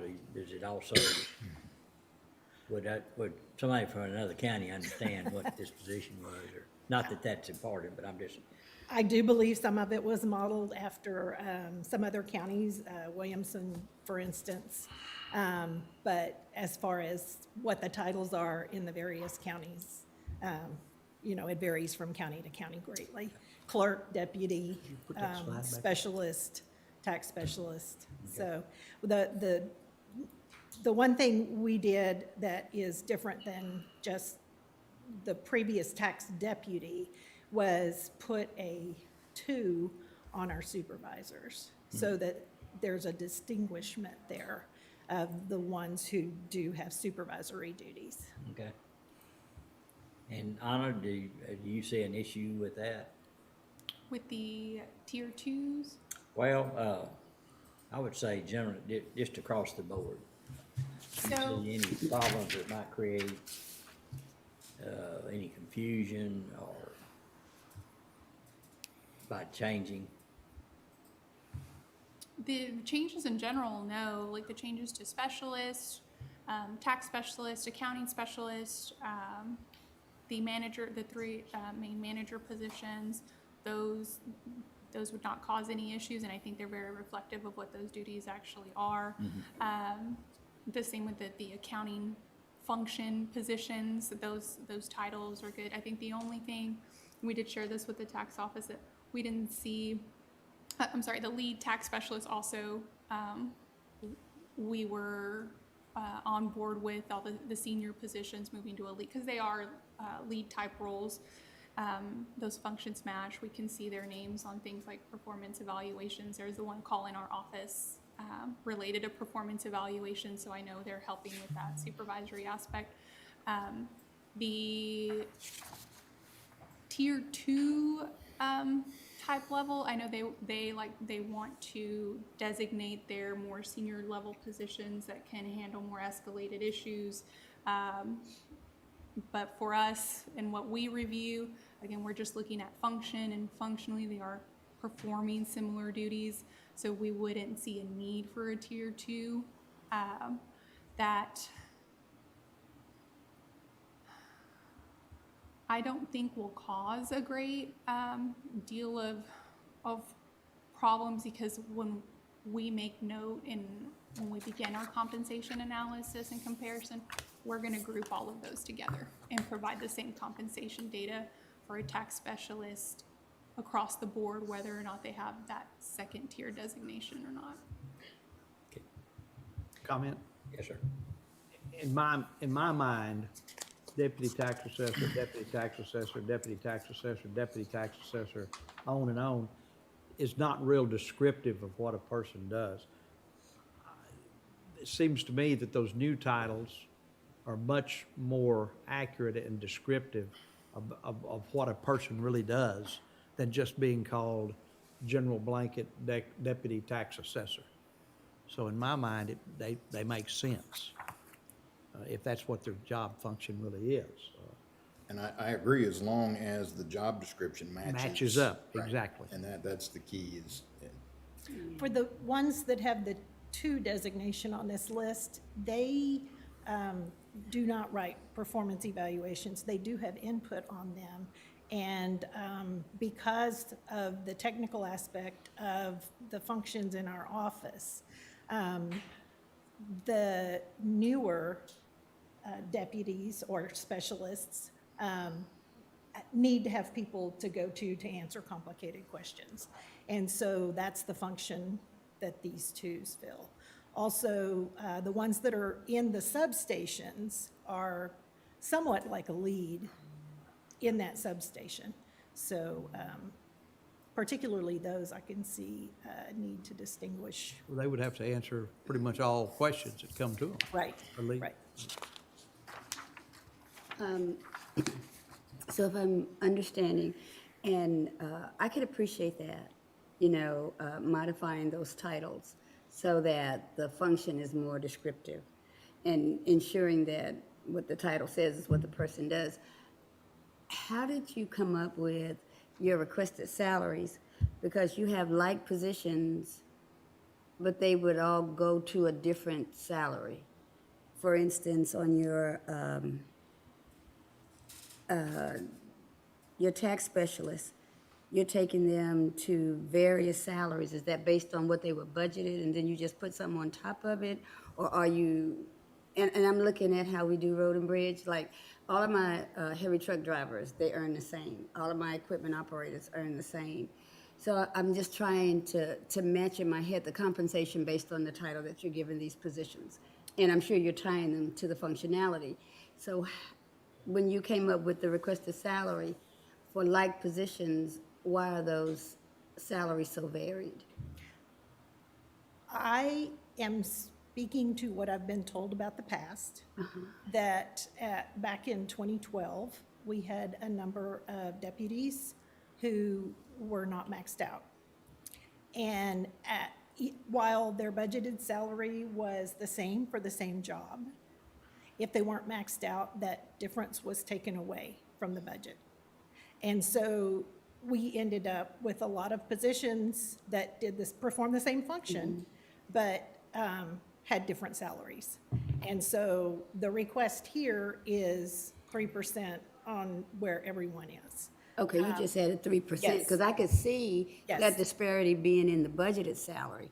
Yes. But I'm not understanding why in the requested salary, those salaries aren't the same, because that would even take care of that, what We you're could go back saying. and do it that way. We just did it as, because we didn't have time and we didn't know that we were gonna have to write job descriptions and complete a form for each position we were requesting a raise in.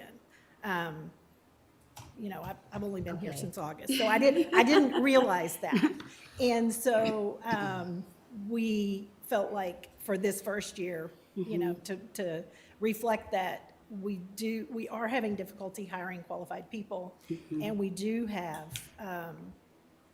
you know, a request to pay more, that we would do it as a 3% across the board. A 3%, okay. ma'am. And so can you address, I know you weren't here for a lot of it, but I guess some of it you were, through the turnover, and of course it coincided with the pandemic and all that, but can you explain to the court what your understanding of the circumstances are regarding that turnover? I don't think I have the list, but I know we had the chief deputy, both assistant chief deputies, the accounting specialist, both substation leads, and the lead dealer department person, and then at least 4 or 5 others retired, just over, from the beginning of 2000 through, I guess our last retirement was in May. So we've lost 15, but the majority of them were retirements. We have, you know, we lost a couple during COVID because of health concerns for a position that deals with the public. And then we've lost the rest to better paying positions. And the rest being how many? I believe 3. 3, okay. Now, we've lost some before we hired them to better paying positions. Yeah. We made them an offer and they accepted, and then declined before they started. Right. Okay, It certainly is the market for the employee and not necessarily the employer, so. Yes, Well, they market right now. It's going on everywhere. it is. And I can go back and pull the actual figures for the court to reference on the reasons and the Yes, kind of the year at a glance for the tax office. right. The struggle over the past year. I can share that with the court.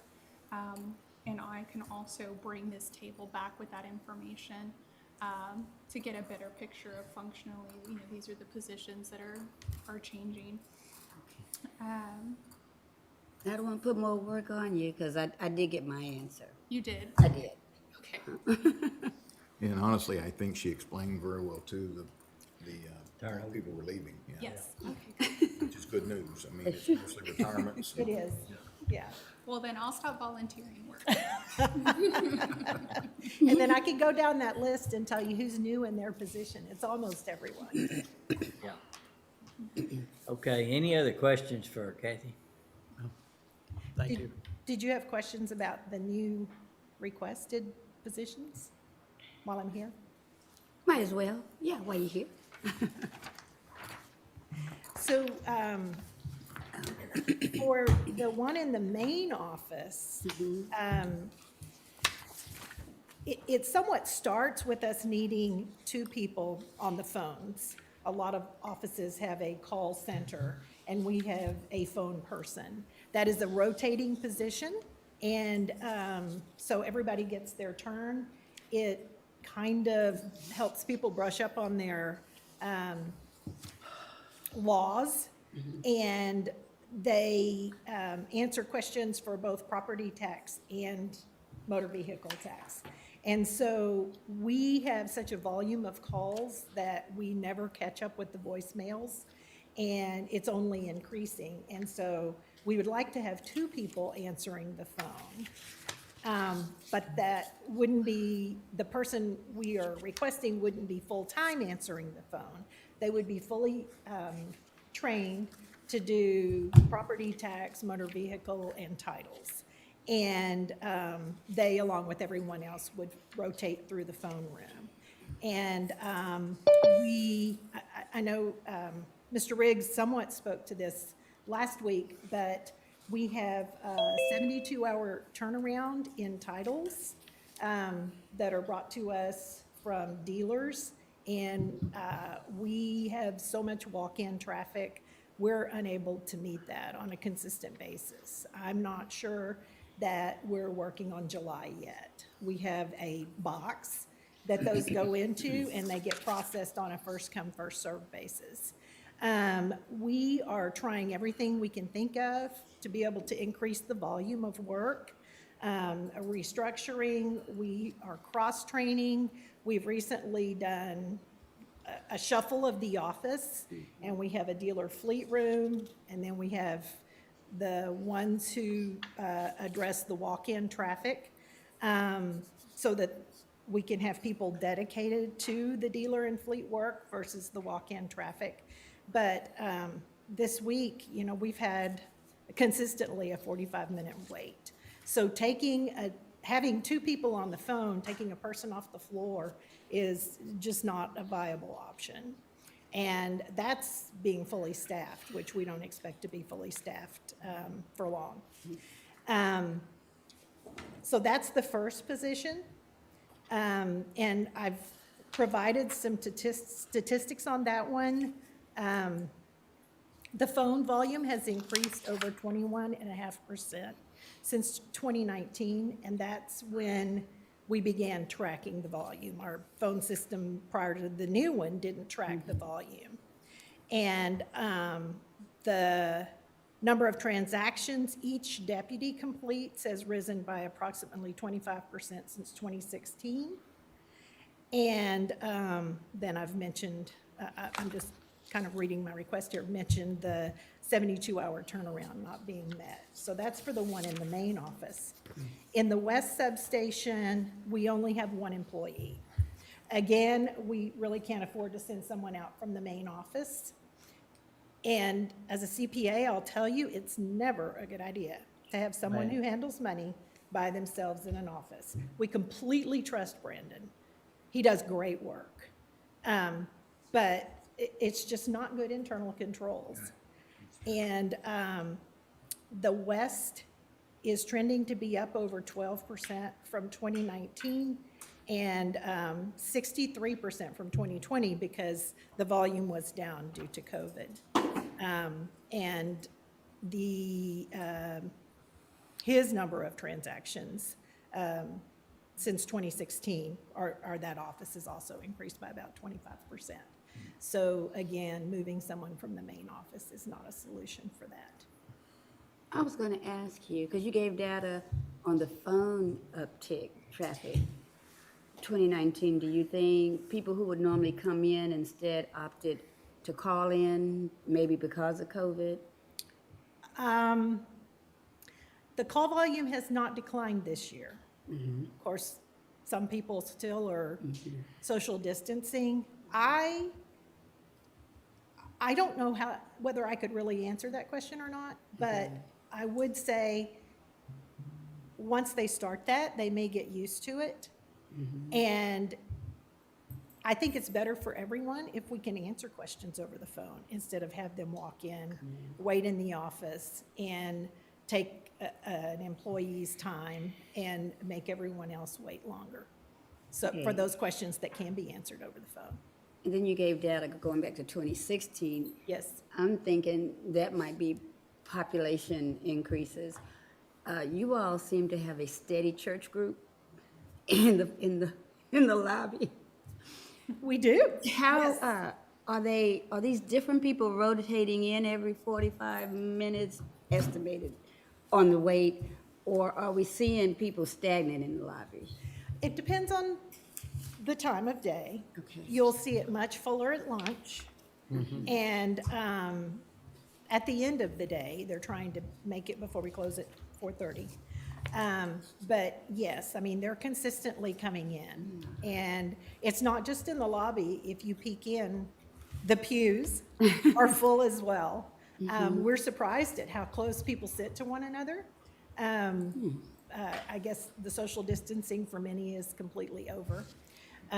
Like I mentioned last week, we do have the QR code. Some people are actually waiting in their cars too and coming in. And so we, we're working through some difficulty with that because If they don't make it in time, then they're a no call, and we've got to get somebody to put them back in the queue. And so we're working with IT to have a laptop or a tablet where the person who is greeting people, we're trying to move that into more of an information type position as well, so that no one has to get a ticket to ask a question. The person working the queue can answer the questions. But as many new staff members as we have, it'll take some time for them to all be fully trained to be able to answer all the questions. And we all work out there, including Randy and I, stand out and work the queue. So everybody gets a turn. Y'all produce a lot of information, a lot of data, and I appreciate that. I don't know if many of y'all get it or look at it, but it's kind of tells you, you know, the volume of business. They are the kind of face of our county in many instances. And if we're not returning calls or being attentive to those folks, then that's where you hear the complaints out there. And it's generally it's actually in that office where we have an opportunity to meet their needs. Anything else? Any other questions for Kathy? Okay, who else does the court want to come back or make any further presentations or answer any questions, so we can tell them now that they can come in this afternoon? Is that all right, Francis? The other ones we have to hear from are the maintenance of buildings, TJ Jackson, Constable 1, Walt Strickland, Steve Hernandez, the veteran service officer, and then Road and Bridge 3, Commissioner Jones, and I know he'll be with us already. So I could reach out to those three, and if you want to hear from them on their new positions today, Yeah. hear all those in one day. Right. We'll get that done over lunch. Okay, all right. Then I intend on recess until 1:30.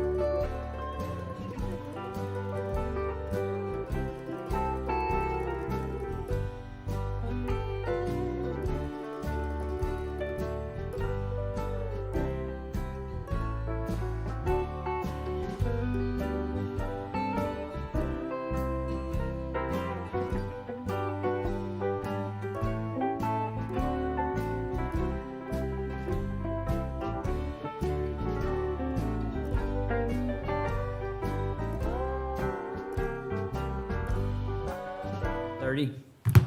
All right, continued discussion on budget and personnel. So, Francis, what's next? Yes, sir. So where we left off before lunch, we were looking at the new position request. And Haley passed out a revised packet from since this morning. But the second sheet lists those new position requests. We've heard from several departments now, but hopefully we can just check some more off, and at least you can hear from them their justification for the request. So Walt Strickland, Constable Precinct 1, is with us. He has requested one new deputy constable. So I'll let him speak on that request. Judge and Commissioners, briefly touched on this yesterday, but we've experienced extremely high growth in our precinct. As we've called around and checked building permits and things for the last 3 years, there's somewhere between 2,500 and 3,000 building permits between Robinson, Hewitt,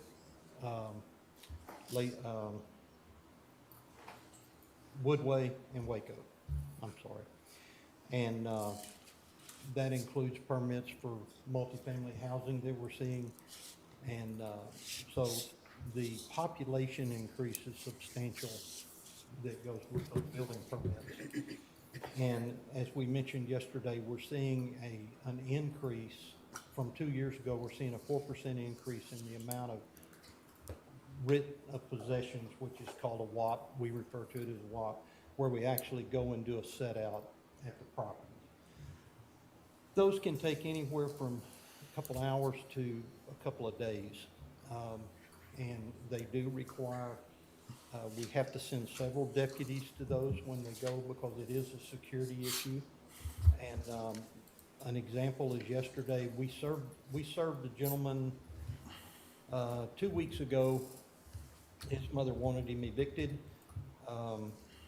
Waco warned us that he was not real stable and had a lot of guns, and, you know, so when we send somebody to serve that, we send 2 and 3 people.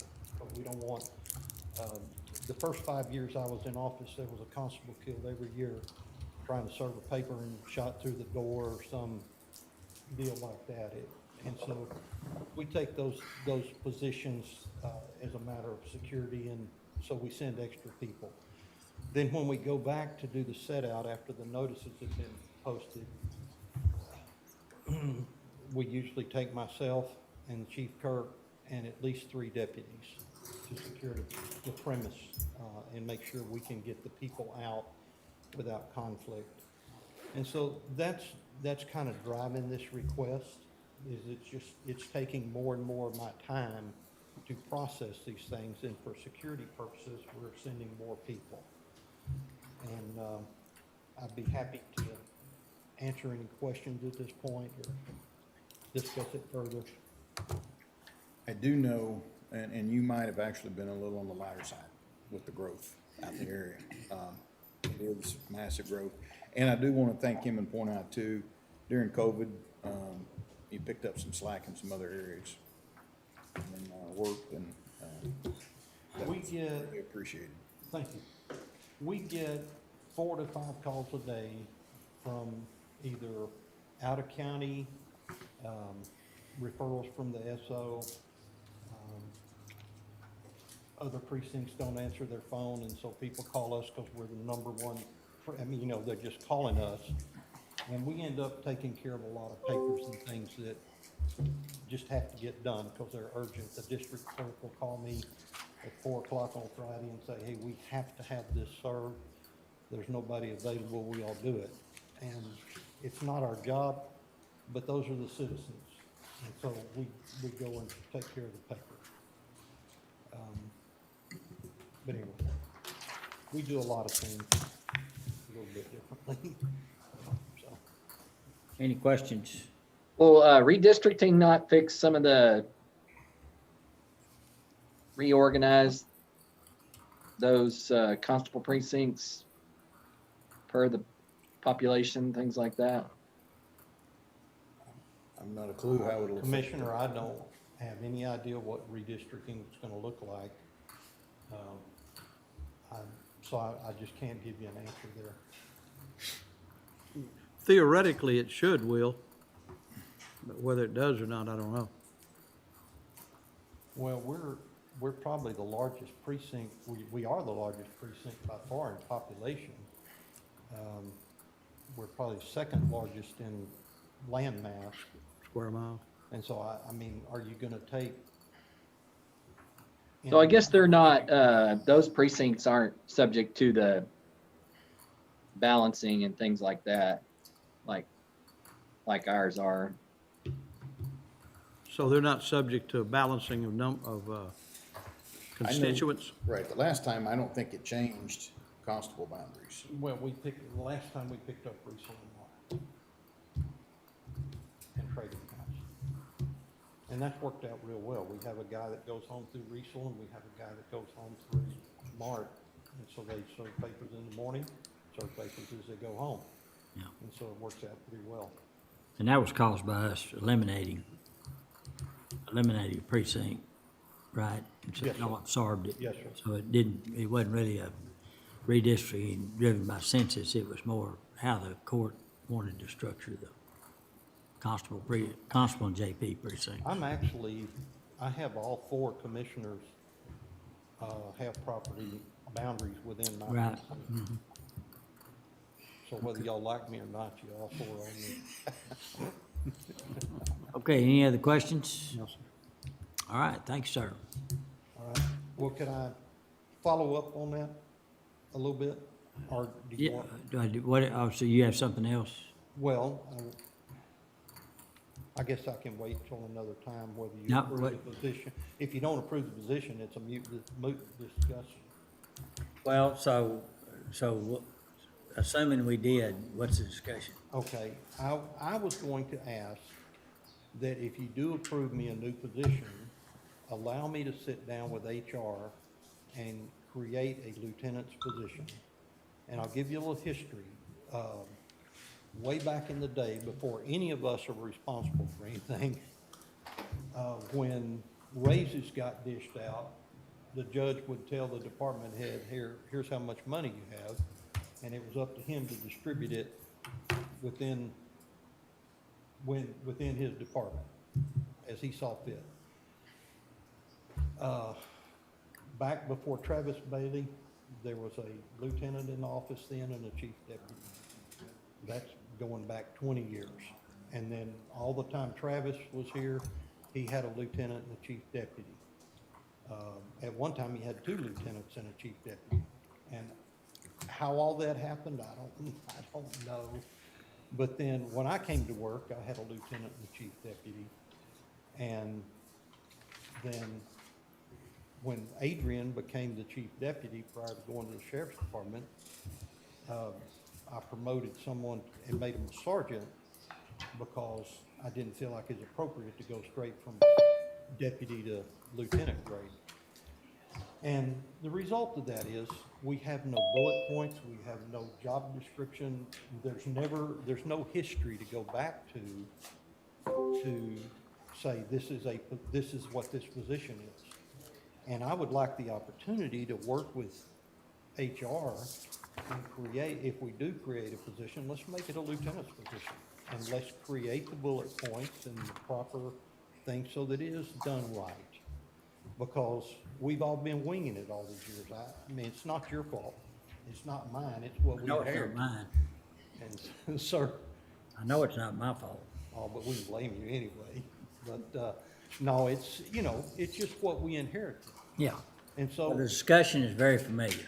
Yeah. And I think that the issue is that in the positions, in constables, lieutenant's not one of them, right? Isn't that the issue?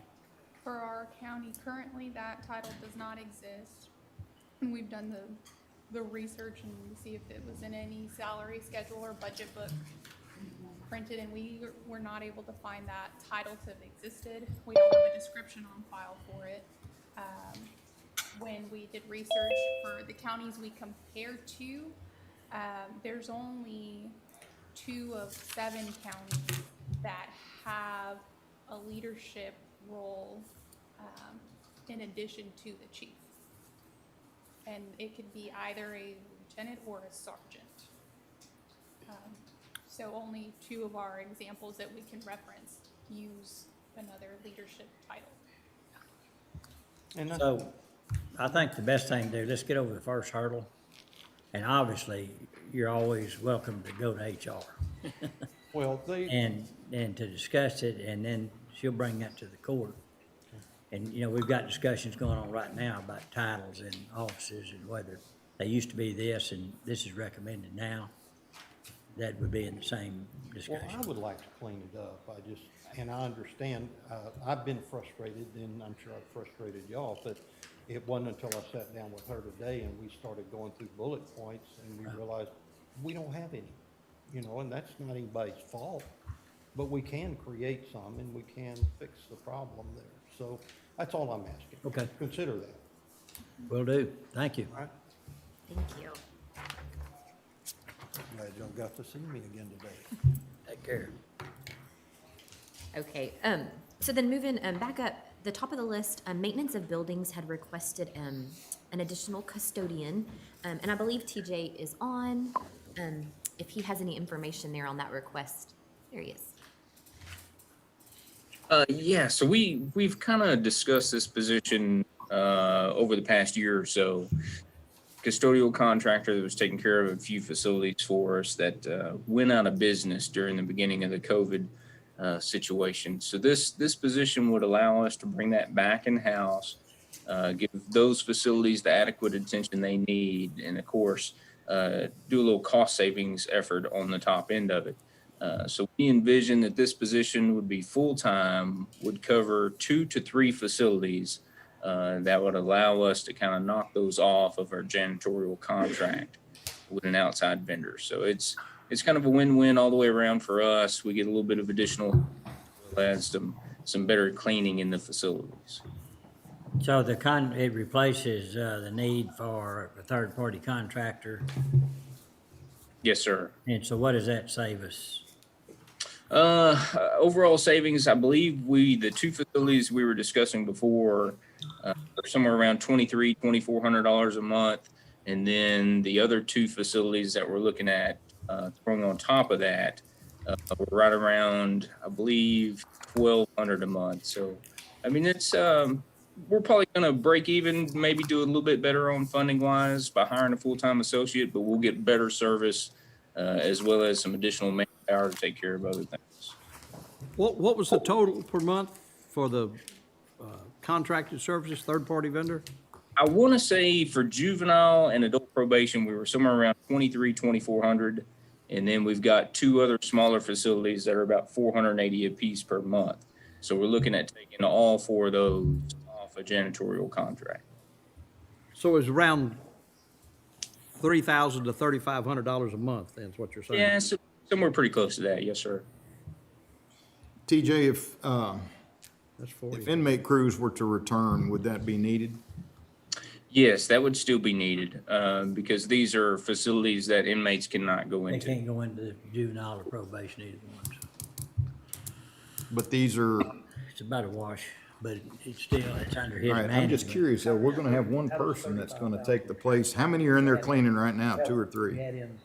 So each facility gets about 2 hours, 2.5 hours of cleaning per night. So this would be an 8-hour-a-day associate, and they would hit all 4 of those. Okay. And so the current crews only have 1 person in there at night, or do they have 2, or? It's 1 person per night, and it's different people in each facility. Okay, but it's not like I just want to make sure that we're not expecting too much of this person. No, not at all, not at all, They clean every night? sir. Juvenile and probation for sure. 4D court building, which is one of our smaller ones, it's 2 nights a week because they only have court 2 days a week within that facility. Right. And then one of the JP offices will be every night, but it's quick, 30, 40 minutes, and they're in and out.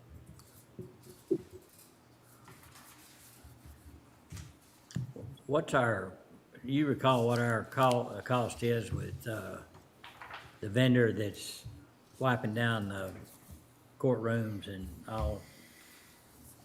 Yeah, so we pay $190 per day per associate to have those folks here. How many's here? We have 3 to 4, depending on the week and depending on the caseloads. $600 a day, $200 times 3, $600 a day for every time they're here. Yes, sir. Plus coffee. Wow.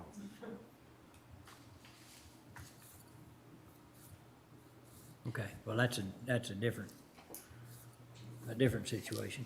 Commissioner Smith had asked how much total that position would cost with fringes and benefits and health insurance, and it would be $48,692 if you were comparing it to the cost of the Yeah. So- janitorial. And the janitorial was a little over 40,000. 48. Your vendor went out of business, is that right? Yeah, they shut down during COVID, just couldn't get the help, which is, that's kind of what everybody's seeing right now, just a shortness on manpower all over. So what have we been doing? 8,692. I've got part-time employees that are currently taking care of adult probation. Then I've got my maintenance tech who has been coming in an hour and a half early every juvenile taking care of that facility. So his daily duties are going by the wayside as we're trying to keep up with the cleaning of the facility. I have a little more confidence, as Commissioner Miller will tell you, those have been around a while. We've been all over the place. We've done it all ourselves. We've done it all on contract. And it's a constant evolving situation there, but I certainly trust TJ to get the right person and make sure these things get done. As in the past, it didn't work out as well. Yeah, I agree. I mean, there's definitely a cost savings and a benefit to having subcontractors in a few of the facilities. Of course, you're always going to come up a little better on the financial part of it. But to have a full-time associate that actually works for the county, you're going to get a better end product, especially in facilities like juvenile and adult probation, where it's so important that we have someone that's going to take that seriously. Okay, any questions for TJ? All right, thanks, sir. Thank you. What's next? Okay, so next on new personnel, Commissioner Jones, would you like to speak now on your request for the heavy truck driver? Sure thing. We originally requested this, and refresh my timeline, I think in 2019, and we pulled it due to the, I say the summer of 2019 for the 2020 budget. We pulled it due to the, all the positions that were added, with the Jack Harwell takeover. And then last year, we didn't even request it due to just the uncertainty with COVID. So presently, my crew has 14. We have 14 guys out at the barn, one assistant, and then so that compares to 16 in precinct 1, 17 in precinct 2, and 19 in precinct 4. And so we're just need more help on the roads, and another hand would be good. You know, we haven't had our McPup at all for 18 months, and I don't know if this time to discuss that or not, but that so we're shorthanded there also too. So down another man there. You just need one? For now. Okay. He's got a valid point. It's a situation we're all gonna face sooner or later with our McPups crews gone. Yeah. I mean, you're losing really the ability of 2 full-time grown men. Yeah. And so we're trying to hire part-time to Yeah. make up for the difference right now. And it still isn't gonna get us to where we need to be. The biggest issue we face too, and I'm totally agreeable to Commissioner Jones' request, but picking up litter is where we Yeah. is where we're finding ourselves in the biggest That's our problem. biggest issue right now. Yep. I don't have a problem with it. I'm like you on the McPup crew, because we're using men that being paid, what, 42,000 to pick up trash? So we have gone to part-time, we're trying to find part-time. Exactly. Yeah.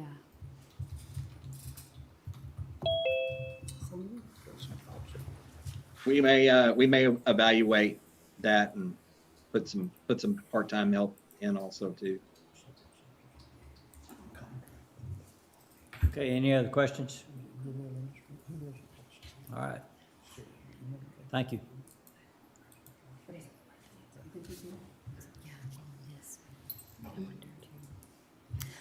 Okay, and then, the last one that I wanted to cover as far as new personnel request, was the veteran service officer. I'm not sure if he's on, he may join us in person, but, he was finishing up, I know, a meeting. So Steve Hernandez, are you on by chance? No? Okay. So he may, be able to join us here in a bit. But then that only leaves, the treasurer's office request, but I know we're still waiting on some more information there. So we can come back to that one. But then after, that, then you will have heard from each of those departments on the new position request and their justification for those. I don't know if you want to have any further discussion now on those, as far as the need or not a need, for them. On which ones? All the new positions. All the new ones? So there's the custodian for maintenance of buildings, the 2 tax office positions she spoke on earlier. Of course, we have our 2 in there for County Court at Law 3. The sheriff's office, request that he spoke on last week. Constable 1, Road and Bridge 3, and veteran service. And Haley's pulled it up there. That's page 2 of that packet that she pulled up, so. Now, did veteran service end up with an intern? Did one go to veteran services? An intern? No, they did not end up hiring. They had a total of 3 students apply. They attempted to interview one, they did not show up. And the second person they interviewed, they didn't feel was a good fit. And so that stopped there. They didn't get any new, because by then it was midsummer by that point, so. Just seems a prime area for somebody with social work experience or looking to get social work experience to go into, so. Is that the one that says outreach specialist on our Yes. new position? And so in his description, he, says because of an increase in demand and growth, and then he would replace his part-time position that he has, that he would give that up to have a full-time.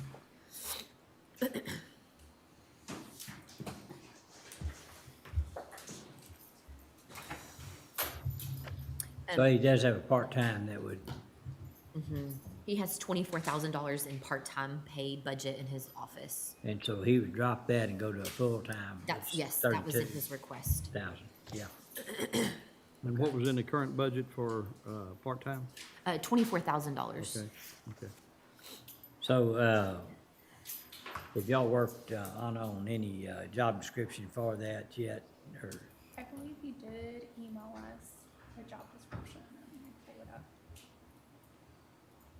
And it was gonna, just off the top of my head, I know it was gonna be related to intake process. His current full-time assistant veteran service officer helps with appeals for claims.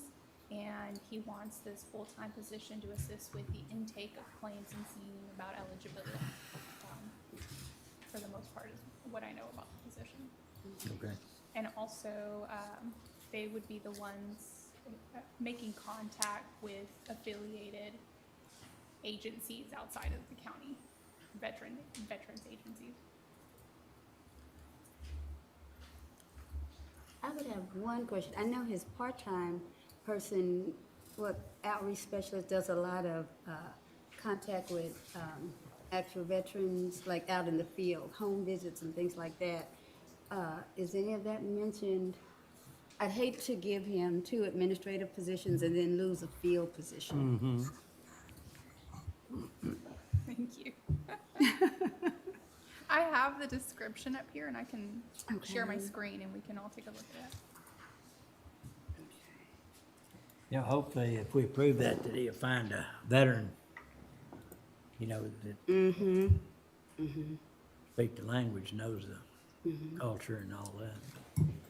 And see, his part-time person is a Is a veteran. veteran, right. So I'm wondering, I'd be scared to do away with that skill set, for an administrative skill set, unless he's talking about enhancing that person. I don't know. Okay, I thought he was talking about that permanent employee would do the duties of the part-time and administration side too. Well, I thought think it his was a new intent, one. I think the intent is to have that part-time employee fill the full-time position. Oh, okay, That person. Yes, sir. okay, Will replace part-time positions, what it says. yeah. Increase in demand and growth. But yeah, I would hate to lose that person who reaches out to the veterans in the field. I think he's I would- keeping I that would person, prefer to George, see him isn't he? And actually that's do for more an of that. increase? I think he's keeping that administrative full-time position, asking for an increase on that one, right? This is something different? No, I think we're just taking the individuals out there, we're offering him a full-time That's correct, sir. Correct. job, and so they'll be there all the time to be able to get more, but there's not another. So then he wouldn't have a part-time any longer, it would be eliminated. Okay. It's, And assisting veterans, it looks like it is in the description, Okay, as well as partnering with local entities, community outreach, and assisting in the eligibility portion of the claims. yeah. Okay. And we'll keep an eye out for him if he happens to join, or he may join us in person, and then we can, I think we understand, I mean. Okay. Okay. Any other thoughts on the new personnel request?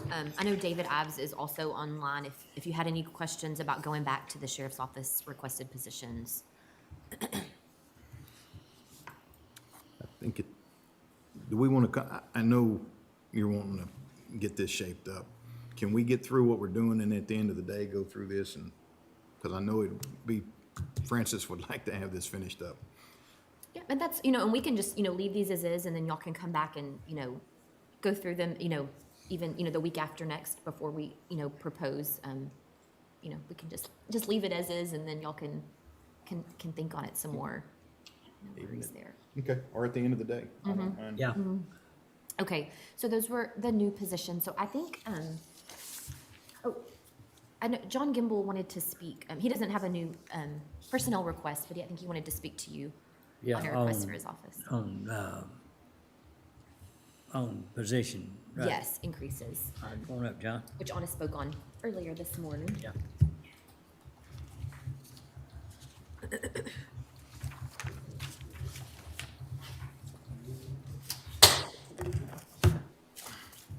Thanks.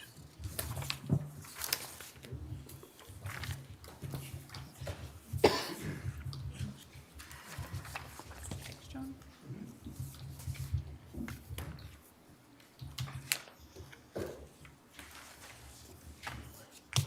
Yeah, pull that for you. All right, so I made 4 requests over 2 different types of positions. It's basically the leadership of my office. And so the first sheet that I gave you is some work that I did, just kind of analyzing one of the issues. If you look at the second sheet I gave you first, I'm sorry. One of our issues that kind of changes how salaries function is scope and breadth of operations. And so the county comparison data that we have, that HR uses, includes 4 counties that have roughly half or less of the court activity that we have here in McLennan County.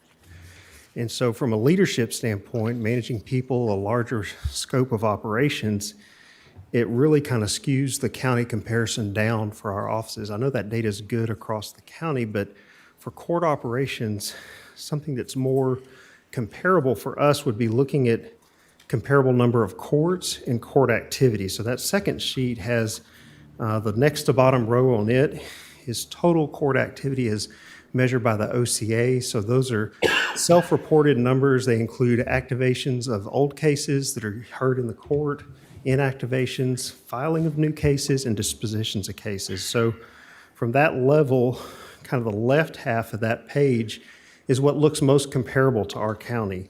And then below that row is activity per court. And you'll see we're right in the middle of the pack there at 13,000 activate court activity items per court. If you look at the kind of smaller counties on the court side, Webb, Smith, Hayes, and Brazos, there's some of the lower salaries for comparison data, and they also are the lowest active. Some of them are well below half of our activities. So that first sheet that I gave you for salary comparison by counties with comparable court activity, it's take 4 of the other counties are already in y'all's mix, but it adds in Lubbock and Williamson counties. One of the things that we get with Williamson County being so close to Austin is that there's some wage inflation there. So below that first set of data there, where you just have the total number of courts and the actual real dollar salaries, is from salary.com, inflation adjustment there. So a $1,000 salary in McLennan County would be $1,000 in McLennan County, but it would be $993 in Bell or $1,023 in Williamson, just because there's higher wages down there. So using that to adjust, that would give an average salary of just a little shy of $77,000 for the chief deputy position. Another way to measure it would be to look at salaries per courts.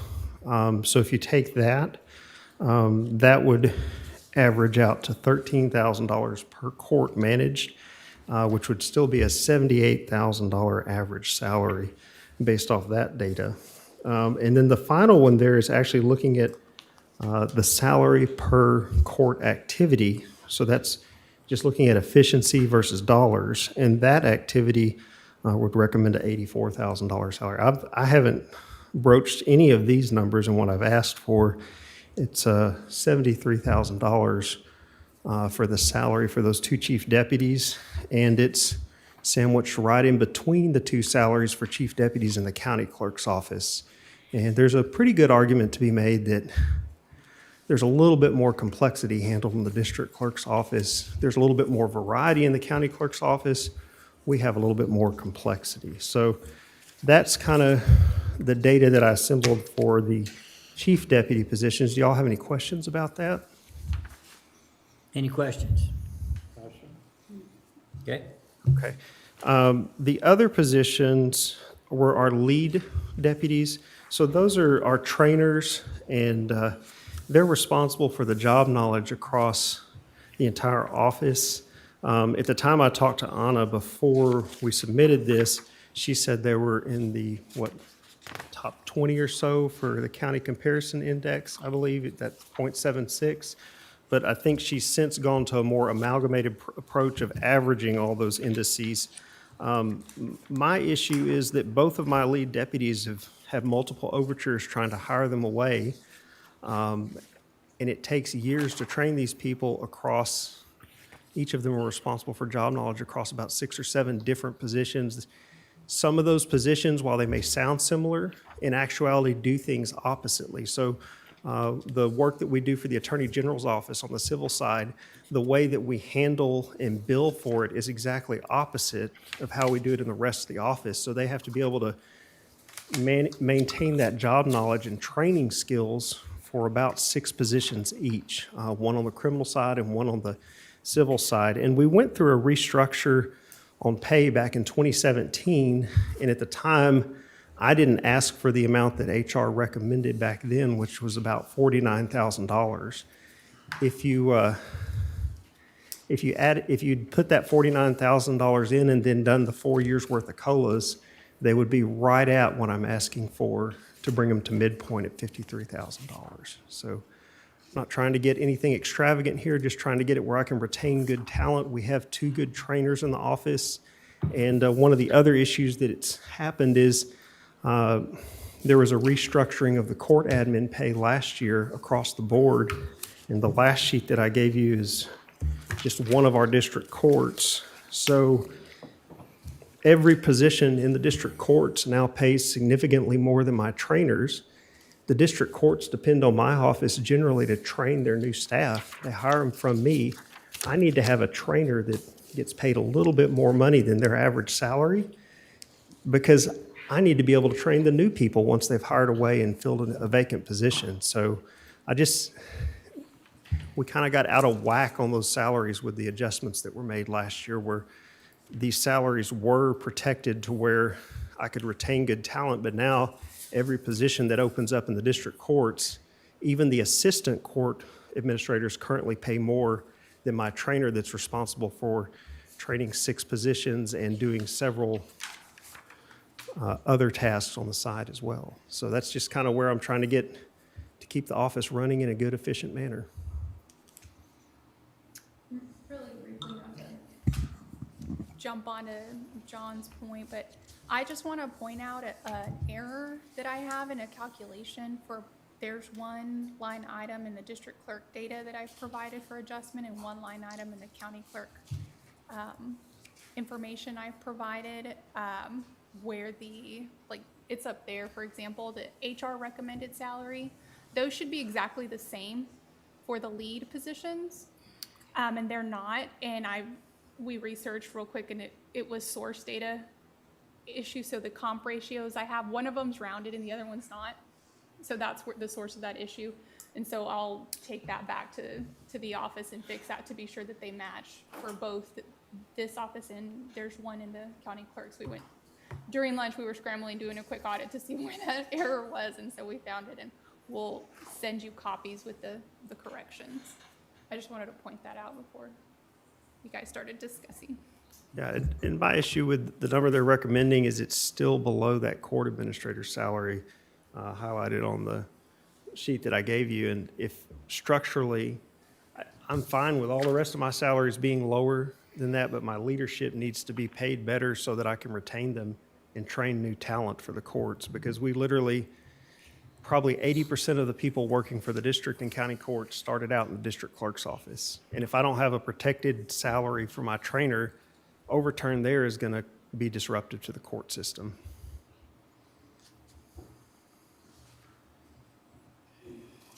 Any questions for John?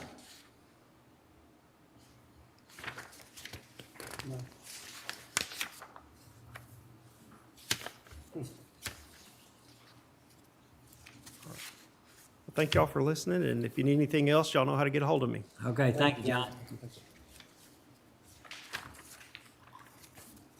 Do you have anything else, anything else you want to add, or?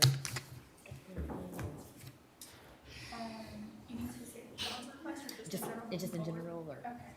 No, I was trying, I didn't get an opportunity to, I was trying to, during lunch, work through other scenarios. Commissioner Smith kind of prompted, and whether that be like a adjustment to 90, to 0.9 or 0.95. 0.8. Point, we don't have, related to average, we don't have anybody below a 0.8. Can she move the microphone? Oh, sorry. It was pointing, it had been pointing to John. I didn't move it back. So I can work on those, the 0.95 or 0.9 scenarios.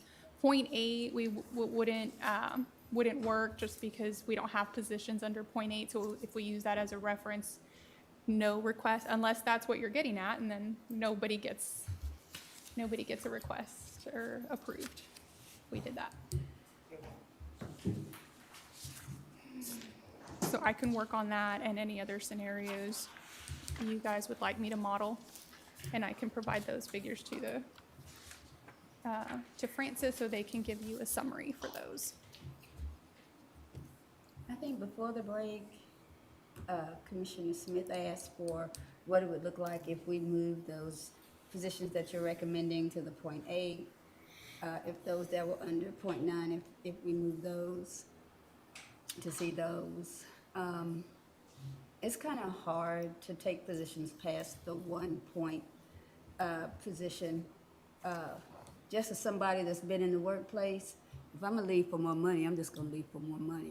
When I left jobs, I just left jobs. And it's kind of the nature of the beast.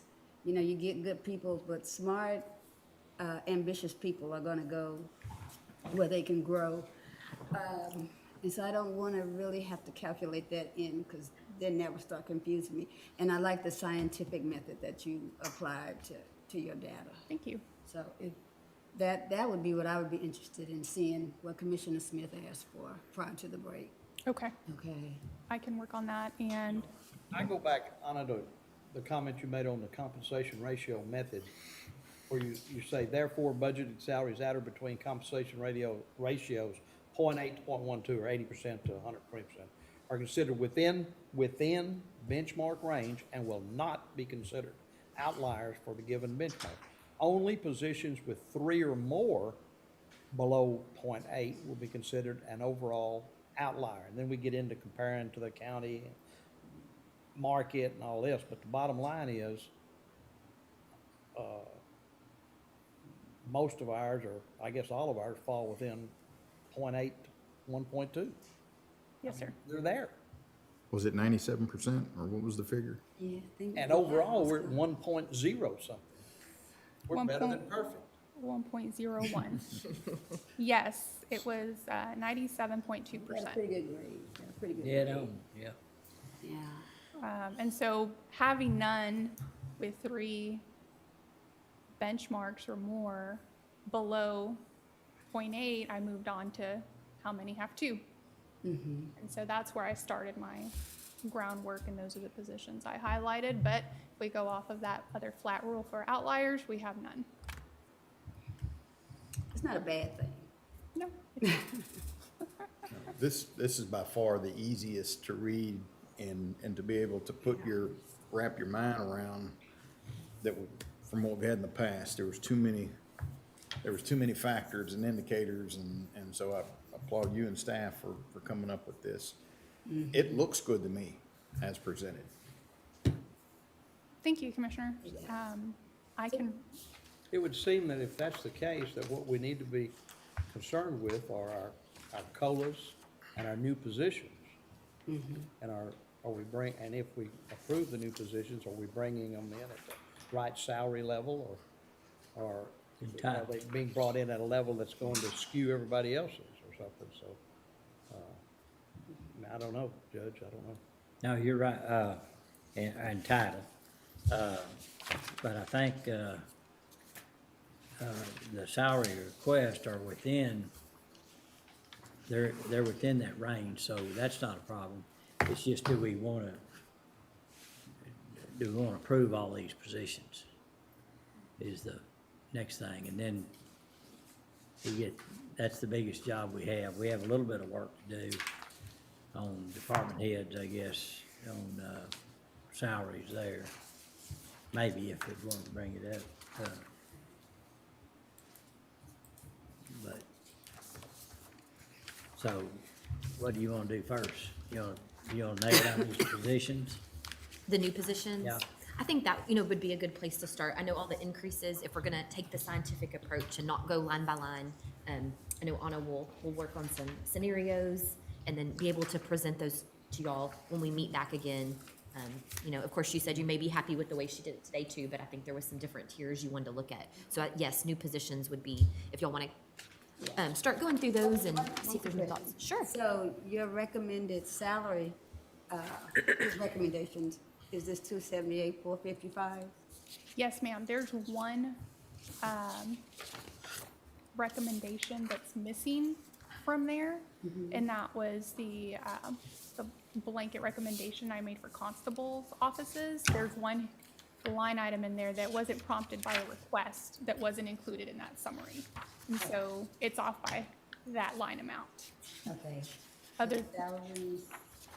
But I mean, if we go through your compensation analysis, your recommendation is that amount?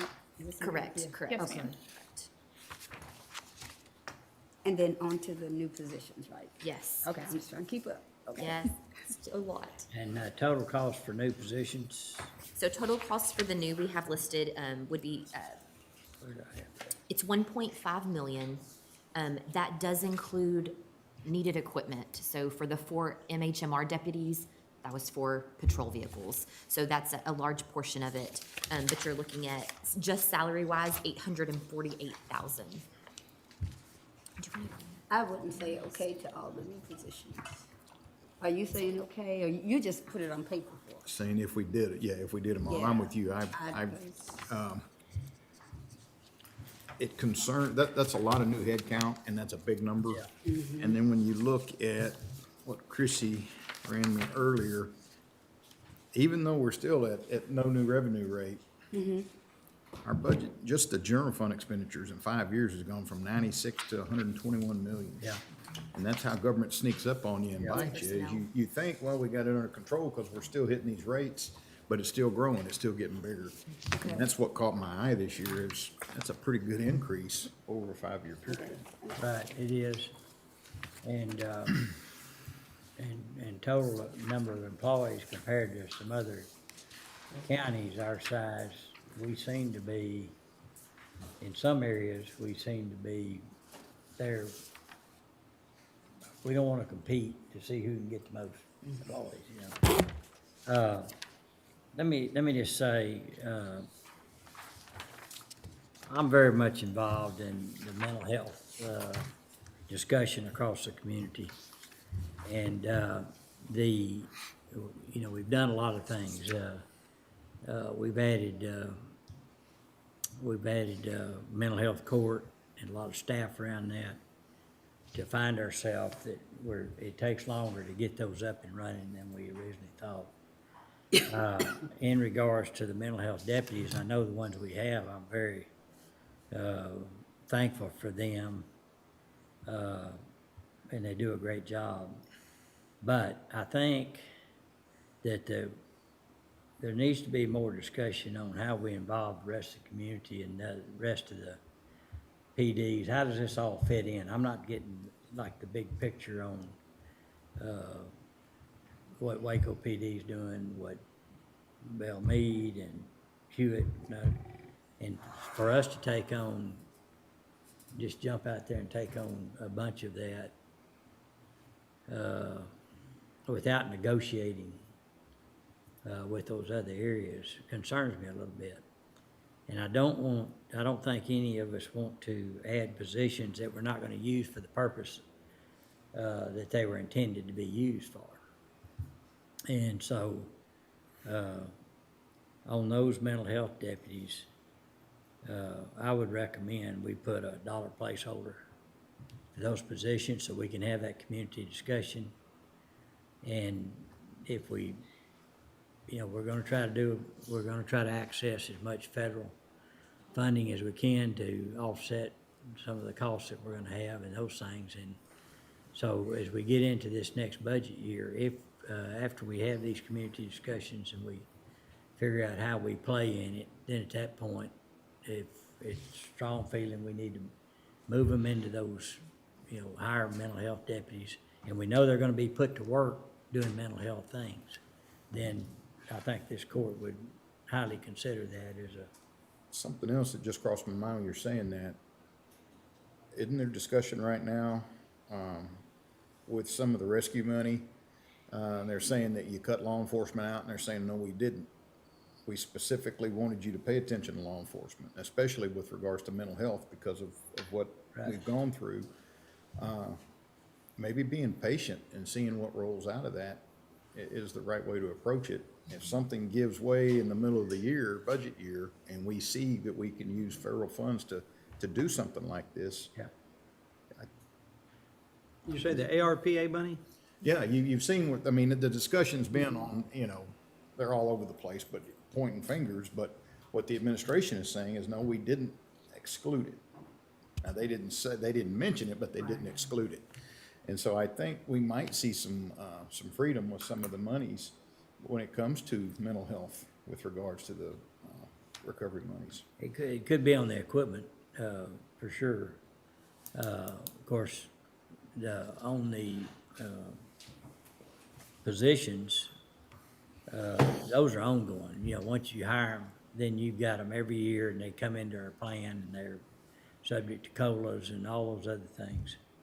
But I think on equipment, that probably wouldn't be a problem, but I think it might be a problem to, it would only be a 1-year fix on that salary, where the equipment might be different. I don't know, but we need to. And all I'm saying is, let's just be patient. Yeah. And see, if, because we need to take advantage of every dime we can get out of that with Yeah. regards to mental health and law enforcement. Right. Any other thoughts on that? I would support that. Yeah, the dollar placeholder. I'm good with that. As long as we can get those people to the table, because I think it's something that would benefit our community tremendously. And we need to get those people to the table and make a decision and try to get it to work. Commissioner Smith brings up a good question. How close are we to, I know there's gonna be discussions coming up in budget with regards to the crisis center and this momentum that's building behind mental health. So do we see that happening sooner than later, having that big discussion? What was that question? No, I understand. What Giving me a- Commissioner Smith was making a good point about but we need to stay on point with this. Yeah. I'm just Oh, saying, yeah, yeah, are we yeah. getting to the point where we're about ready for this big discussion to happen and this momentum start Right, going and forward? yeah, or- one of the key marquees of what we're doing in mental health in this community is gonna be the new crisis center. And, you know, I think there's enough momentum to get it funded, using both public and private money. And the sustainability of it is, there's some pledges on that too. And so to get that piece out there, and then how we fit in to all of that, and how we change up, maybe get an agreement within the community, for instance, that it have adequate security where we can drop off folks there and not have a officer having to wait there until they get their health clearance and mental health evaluations are part of it. But I think there's more discussion about how it ought to work. And Commissioner Jones is on the leadership team as well, right? Yeah, he and I are on behavioral health leadership team He along. concurred, so. Yeah. Commissioner Jones, you got anything else on that?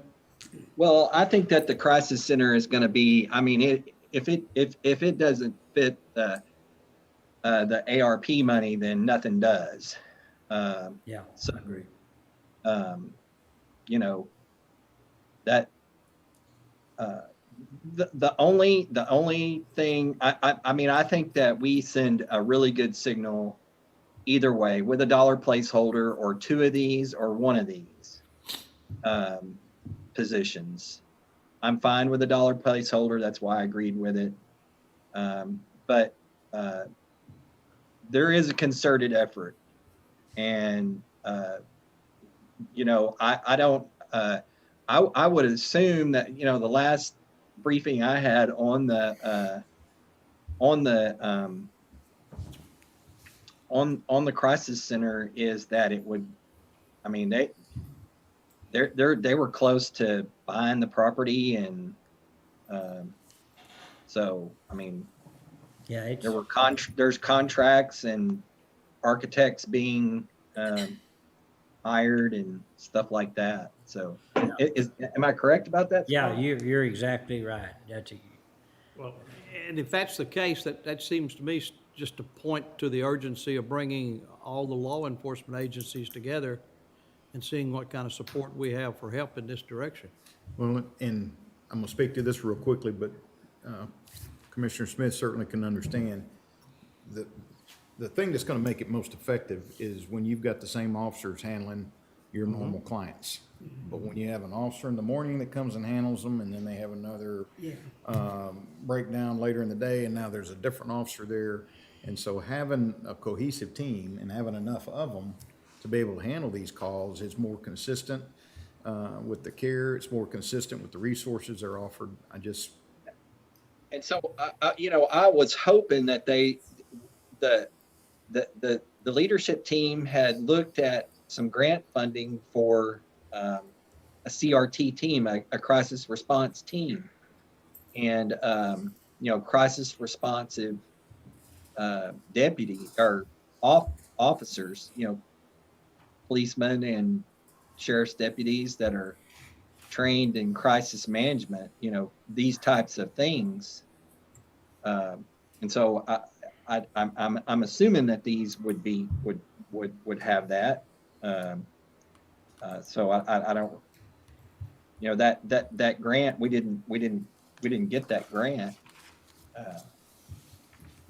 So, Well, as mentioned, Commissioner Jones and myself and Major Armstrong, Judge Vick, and DA Barry Johnson are all on that team, so the county's very much ingrained in the solution, a better solution on how to handle mental health situations. So I think if court goes along with a dollar placeholder, we can have discussions. And we can also see how federal money folds out, how it might apply to any of this. It'll be a better and smarter way to look at it. Sounds good. Okay. All right. All right, what about other positions on here? Are we supposed to be hearing back from the treasurer's office? So I think there was still some more information that was needed, before we We have sum all a- that up and present, and they're presenting it to you, so. Right, we have a meeting. what is that note next to those? What is that note next, LGC section 113.08? That has to do with some duties of the treasurer, Local Government Code, section Yes. 113.08. and some things that he would want to expand, some operations in his office, so, but that's what I think, we're still waiting on some more information, and Yes, we have a meeting scheduled next week, so we're hoping to iron out all the details of not just this request, but the request for the existing positions that office also has. We hope to wrap that up next week and present. Not next week, I know we don't have Yes. board meetings we'll come back the next week after. when we come back. Okay, Any thoughts, just starting at the top, maybe, any thoughts on the custodian position for maintenance of buildings? I said yes. think I that's say yes. I'm good. a necessity.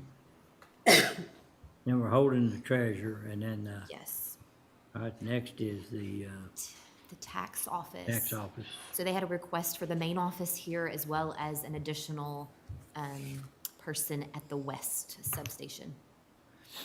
So there's 2 in McGregor, so I think there ought to be 2 in West. Yeah, and the dual control is important to me. Absolutely. Well, then the Very volume, much so. the Very volume much is increased as well. Yeah. Well, it's Out just, in west, so your auditors would tell you that you need 2 people when it comes to handling money. Yeah. I'm still, Okay. I'm still out And there then- on the auto. on the- So I was in and out on the auto. Is this person going to man the phone more that's not getting answered right now? That's correct. I think that's what they're. Information, I think that's what. That, they're- I get tons of complaints with people not being able to call in over there. That's my. They do cross-training with people, but they still only have one person there at a time. And I think their intent, what I understood, was to go to 2 people and be able to answer questions more. Isn't that kind of what they said? We gave them the queuing system. How long ago was it we gave them that queuing system? Oh, 2 years. 4 years, 3 years, 4 years 2 or ago? 3 years. But evidently, people are staying in the queue a long time. Yeah, he's got reports, if y'all ever wanna look at those. You can't, High you volume. can't fix that. People, I don't care what amount of technology there is, people still just want to come down and pay their taxes at lunch. That's just my opinion. Yeah, you can tell by the parking lot's full at lunch, so. I mean, I've been through there. I know I could do it online. I like to go over there and see what the action is. And and really, people say I've been waiting 10 or 15 minutes, but really it's about 3 or 4 minutes, and they think it's 10 minutes because they gotta go eat lunch somewhere, and their sugar's low, and so they get antsy. This is true. You've really looked into this, haven't you? Yeah, Very exact explanation. Or is that a personal experience, maybe? well, yeah. I'm You know, sticking to the hip. I guess, Like personal experience. I guess at the end of the day, we need to try It's our do our face. part on it to try and Our help. customer service right there. Yeah, we need to do our I part. think they do as good a job they can do with the staff they got. And I think it's just it's a crowd coming, you know, and they've got to deal with it. I mean, And it's a, you know, it's a factor of our growth and things like that. yeah. So is that a consensus? I support it. I support it. Perfect. The next ones listed, of course, are just necessities, and of course, the need may evolve over time once this all gets put in place, but it's for County Court at Law 3, a court admin assistant and a court reporter, mirrored to County Court at Law 1 and 2, what's in place there. So those are just added in there, and like I said, I know that those needs change, evolve over time, over the next year. You know, you can always come back and add a position if you need after the fact. I don't know if there's if you want to add any additional ones at this time, but those are in there just to get the ball rolling. Right, I think that we looked into the average staff count for county court at laws in other counties, and it was 3. So this is below that average, and again, I think it's just because it's just now starting, so until we get an idea of what the volume is gonna be, then Well, they may need more. So are these people gonna work, you know, because right now they all work together. They're not really assigned, right, to one court or the other, they Just just the- work. So do we know are these people gonna work specifically for that, or are they gonna be inclusive of the gang, or, we don't know? I'm not sure. I don't, I'm not sure what the dynamic is gonna be amongst the other county court at laws. I just know the assistant was requested, not the court administrator. There wasn't gonna be, they would still fall under the court administrator that, is over both 1 and 2 currently. So they only have the assistant falling under that existing court administrator. So I imagine there has to be some sort of overlap or working together. What about, where is the judge's salary? Where does that come in? The county the court at new- law The new, judge? yeah, 3, where is that found in where are we plugging that in? So it is, it will be in their specific department, but it is set by statute. Right. So it'll be a first year judge's salary, $1,000 less than a district judge with the same Right. tenure, and I think it comes to 157. Okay, but it's. But it's in you've general already- fund. Okay, well, if the new budget year is October 1st and he starts September 1st, then there'll have to be a amendment made to the, Yes, Okay. so we're gonna have to come back and clean up some stuff for that month of September, which I think we'll already have some on the next agenda, getting ready with some supplies that are needed. okay. Okay. Yeah, the county court at law judges, the majority of their salaries in general fund. A $1,500 piece for each one is stored in the juvenile fund for serving on the juvenile board, but $157,000 Okay. total is That's fine. the budget I there. just didn't know where it was Yes. found. And we don't have it listed here, but, you know, it's just kind of a given, so we went ahead and plugged it in to the actual worksheet in the workbook. Okey-doke. It is included. Any other thoughts there? Just, Well, we haven't discussed the evidence tech and the, oh, yes, on County Court at Law 3, if y'all. on 3, I'm sorry. Yes, Yeah, just no, I before don't have we it come now. from those. No. Okay. I mean, at a minimum, right? Yes, Yeah. yes, so just to, as I Okay. said, just to get something in there and get something started. Yeah. So we've gone through those next 4 deputies, and then the next one after those is the evidence technician. And they were going to drop the part-time pay that they use for that same duty that person would be fulfilling, in place of getting the full-time person to do that same job. And I know it's been a week or so since they spoke. If you have any questions, I know they're on the line if you need a quick refresh there. I support it. Okay. That's just me. So, it's offset by the part-time that are expending now. Somewhat. Yeah, yeah, not totally, but, yeah. So they wouldn't need that part-time any longer, so that'd be eliminated and. For that one role, have a yes, full-time sir. position. Is that a civilian position? I Yes. think it is because of the salary, what it is, yeah. And then I wasn't clear on, I think, is everybody good with that one? There's the evidence clerk? Yeah, Okay. seemed like it, Obviously, it's a need. I think the second year they've asked for it. yeah. And then there's a clerk for the training division. Also, a civilian employee. Ton of paperwork involved with that, and what you've got your trainers actually trying to do the paperwork and do all the training. I mean, it's unbelievable the amount of training that goes on. And they try to do a lot of it in-house, You've got those 40 hours that have to be met, and it's a major task. So I don't have a problem with that. Okay. Anyone else? That's my quarter's worth. Thoughts, anybody else?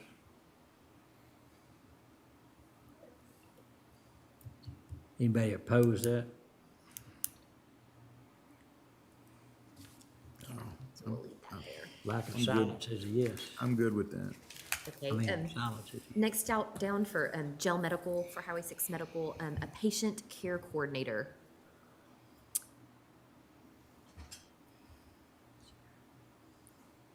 Can we get a quick description from somebody on this again? Because this one has totally slipped my mind. It is a Take it. registered nurse position. Right. It's an RN, and they want an RN dedicated to the actual movement of the inmates who need care outside of the jail, so they'll be focused on that. Focused on what? The care, if an inmate needs care outside of the jail, there's a whole bunch of paperwork associated with transferring an inmate to a hospital facility or another care facility outside of the jail, I think is going to be one of their main duties off the top of my Like, head. this is Major Armstrong. Is also a infectious disease nurse dealing with all of our infectious diseases to include COVID, not only COVID. That's right. But tuberculosis is a big one that we have to deal with the jail commission. And we have to have all inmates and staff records for tuberculosis and dealing with that. So it's a dual role. I was thinking there was a That's hook on right, this. that's right. I'm good with this one. Yeah, that's Okay. fine. Okay, The additional deputy constable for Constable 1, due to growth in his precinct.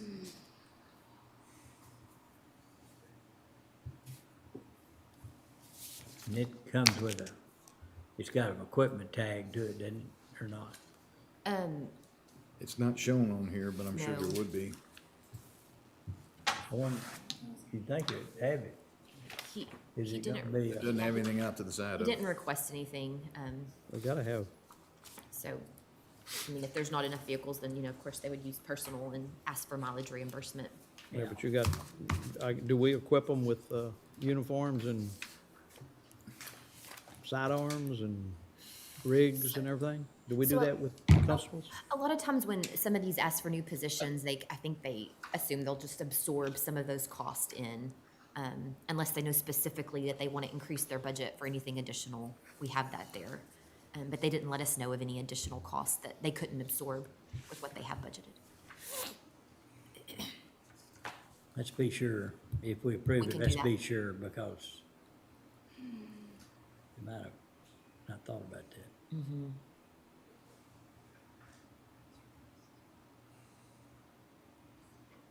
Additional. Yeah, he actually noted none, when asked, do you need Okay. additional equipment or supplies? So, Okay.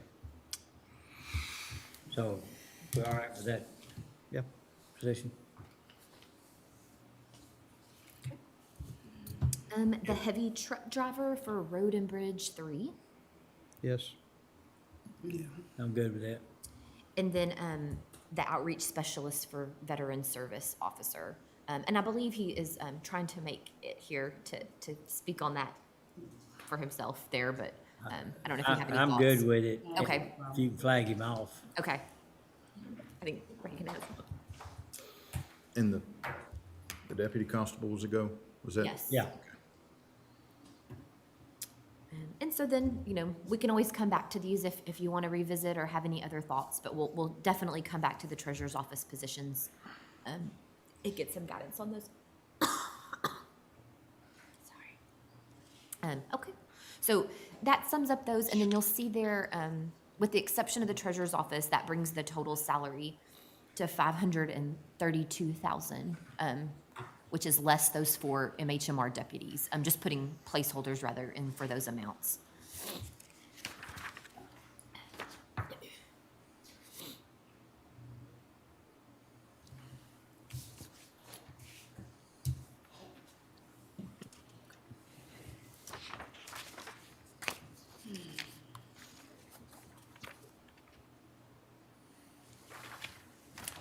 Okay? So, then just back to our overall summary of the request. Anna has covered all of those. We've heard on all of these. You can let us know what direction you want to go as far as the increases go, what method. And I know she'll be pulling some more information that you can look at for other scenarios. I know COLA, we're waiting on some information to come in so that she can do some calculations there. Anything else? It's 1 month that I'm waiting for, one CPI figure that I can plug in. Not expecting a huge difference, but you just never know, so I can provide that.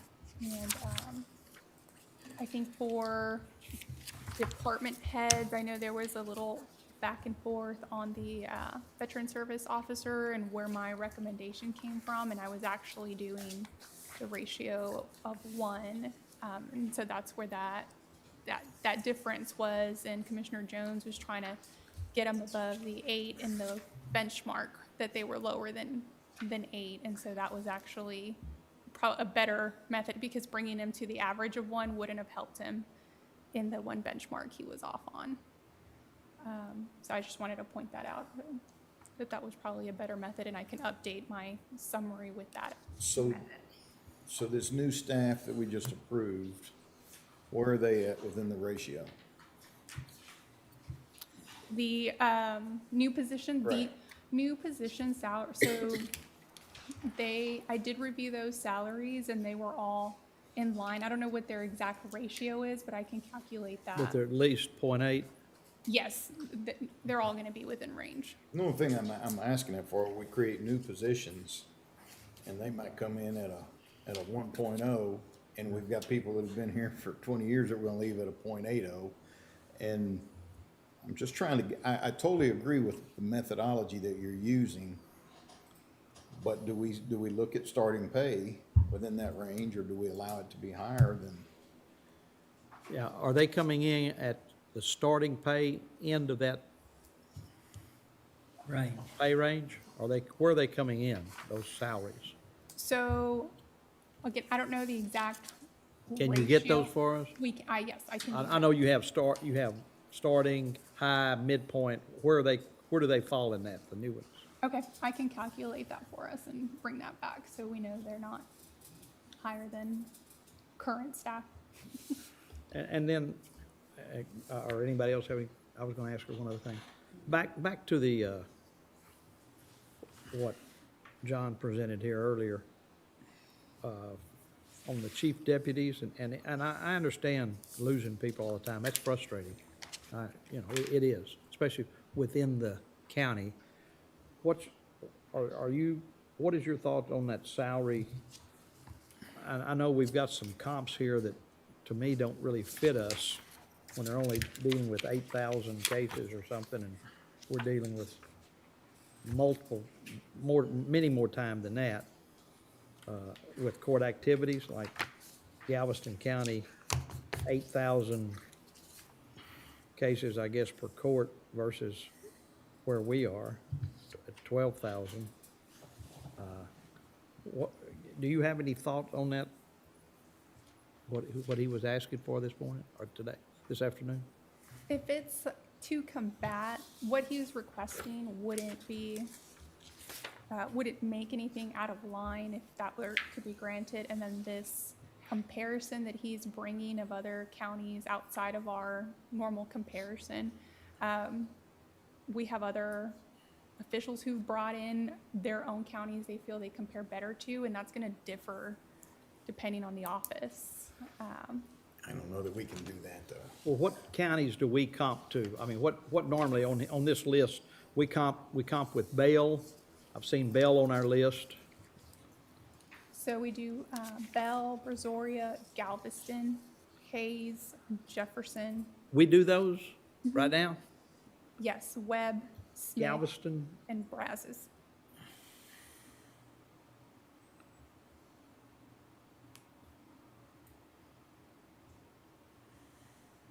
Will we get a summary sheet that shows all of the salary increases that were recommended and the court accepted? Because I'm wondering, like on the sheet for JP3 and JP5, where they're putting in for increases to their court clerks, is the recommendation that we're bringing forward, are these to bring people to 1 point or to bring them to 0.8? To 1. It's to 1. Okay. And so what we passed out, and it's kind of this blue, it's several pages long, and we'll have this on the drive too, but this will list each request that Anna covered in her presentation, and it gives what they requested and then what she is recommending based on that Well, 1.0 calculation. Right. what about When you recommend? go back to the JP clerks that we just did last year, you're gonna take 3 and 5 away from 1, 2, and 4. See, we just made those adjustments last year. And so if we, because what it looks like you did with the constables, you took them in totality. You took precincts 1 through 5. But if we pull out just some of the JP courts, then we're gonna get back that same inequity that we saw last year when we just raised the JP clerks last year. Okay. I can look at the complete JP salaries to be sure that those are still in line with each other, because yes, I do remember that. I guess the question I would have, based on what I just heard, is if we're shooting for a 0.8, and your recommendations are bringing people up to a 1.0, do we need to, is that what, I mean, I'm trying to follow that. What, Yeah.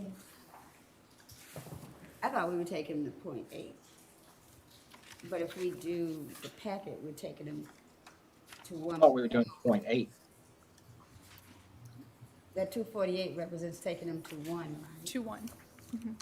And I thought we were looking at the 0.8. So I concur. the 0.8, that is if we're talking about the average comp ratio, we don't have any positions that are below an average comp ratio of 8. And I've highlighted the positions, the 16 positions that had benchmarks that were below a 0.8. Not their average, but they have single benchmarks where they're below a 0.8. And what I did, and where I did reference a 0.8, 0.81 to be exact, was for the constable's office, when I looked at them in total. Right. And so in the constable's office,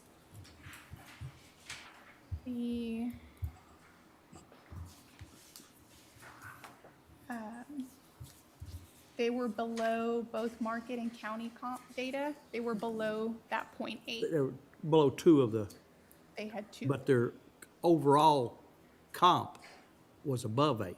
Yes, sir. And that's what I thought we were. You know what, I think, I'm liking it more all the time as it's presented.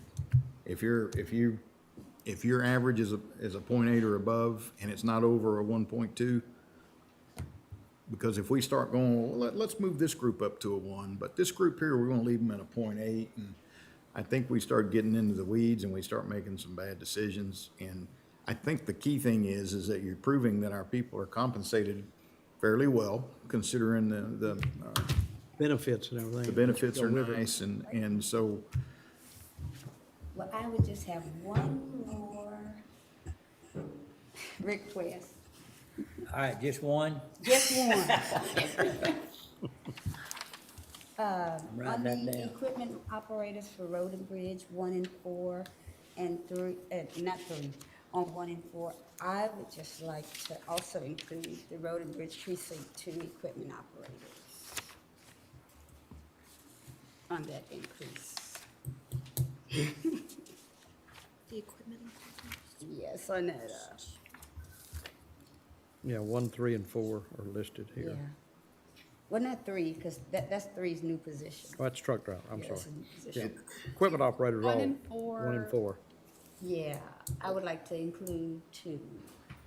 Okay. Just to keep the parity. I don't want my guys leaving me to come work for you. Well, I don't know about that. I understand and I get that. I just, it's just, it's tough when we're gonna say, well, those are the only ones we're gonna consider. Right, and those equipment operator, those were positions that had average comp ratios above a 1. And so I didn't include any increase in the summary provided to Francis, but if we do want to consider those, then I yes. think we should.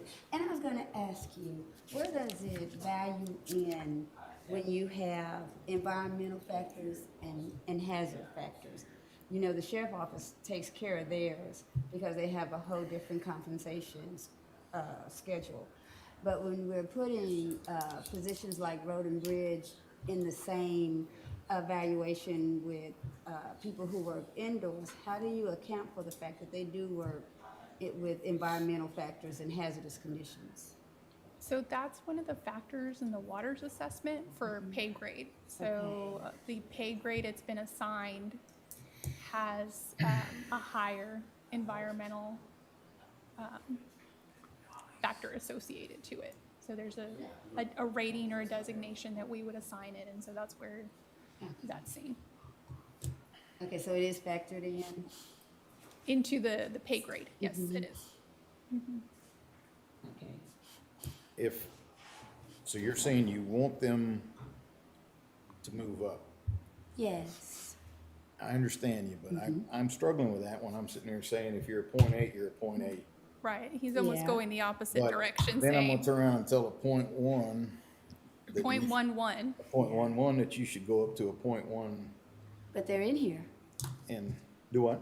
They're in Francis's they're in the report. I know, but there's a lot of requested salary increases that we're All not of the approving. salary requests I listed. No, I mean, on this sheet. So you're saying we're gonna take these off of this sheet? I don't think we should take them off. I don't think we, They're in the 248. You know, if we spent all that time trying to make sure that we kept them across precincts the same, that's the only thing I'm saying. So I think those fell above the 1, so I think there was no recommendation that they shouldn't be changed. Right. My recommendation was just for recommended salary, not applicable. I didn't recommend an increase Right, for those. right, but they're in there with the salary change. they're not in the budget. They're not in the summary of recommended. Yeah, they are. They're in the, Yes. Well, she approved everything that was requested, and we're obviously not approving everything that's requested. Right? Well, there was requests made, then Anna did her benchmark analysis. And so some she said, yes, it's good, but this is the amount I want, or your amount is good. I don't know if there's any of those. And she actually calculated the amount that she recommended increasing. Some of them, she said, no, they exceed already the 1.0. So I don't recommend changing those at all. Right. And so under the HR recommended salary column, any item that says NA or not applicable, that means that that position had a ratio of 1 or higher. So I wouldn't have recommended an increase to that. So there was nothing applied to the overall summary of requests.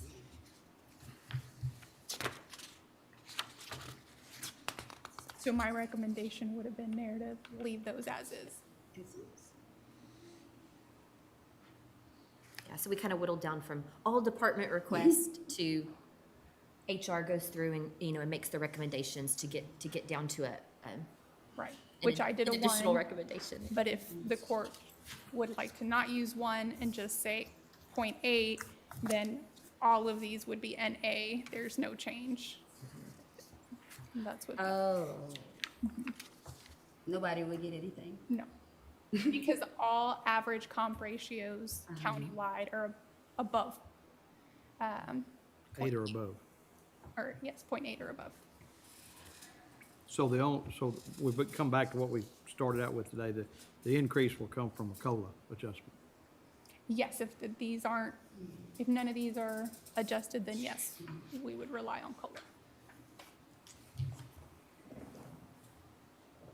I also wanted to point out related to COLA, if you averaged those 3 percentages I provided, that just in case that we can't land on a measurement period, you could just average those, and the average is 3%.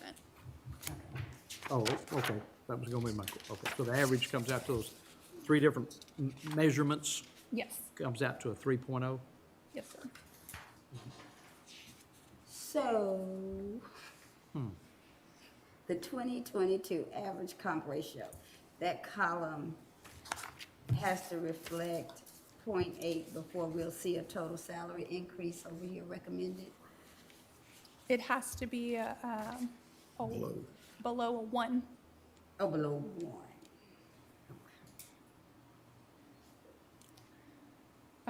Okay. Back to our morning conversation, 1 is the, in theory, ideal. 1 is ideal. 1 is ideal, but And- not a end all be all. And as long as we're above a 0.8, which we are for all positions, or a 0.8 or higher, we're still doing pretty good.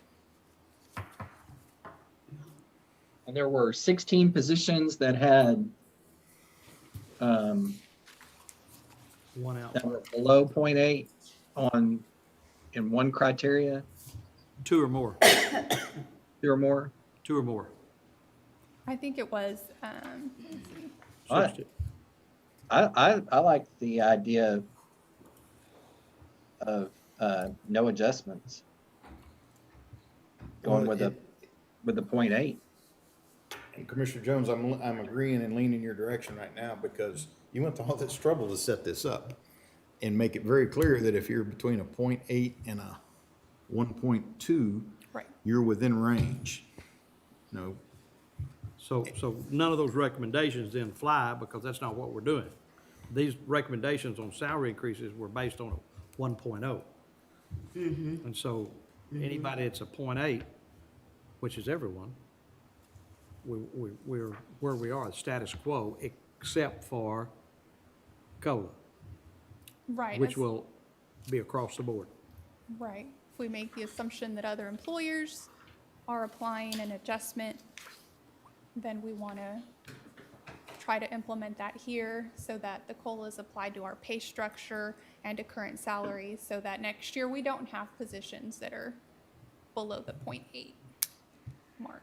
and when typically do we see the June results with regards to CPI? It's been mid-month of the following we're just a month, week or two away. just a week. So we could wait So- technically and see if inflation's bumped this up a little bit more.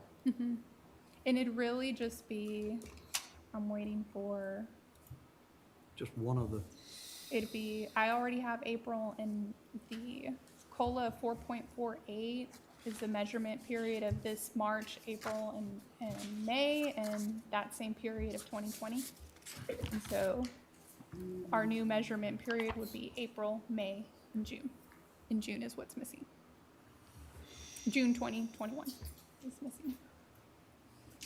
March, March was the highest. No, it was lowest, okay. So it could come in higher. Anna, what, I hate to, what about Constable Precinct 5? I can't hear you, sir. What, Constable Precinct 5, position number 86?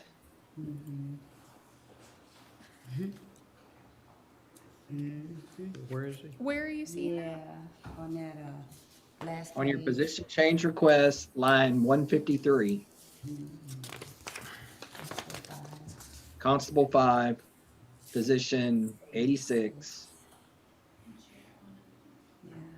Yes.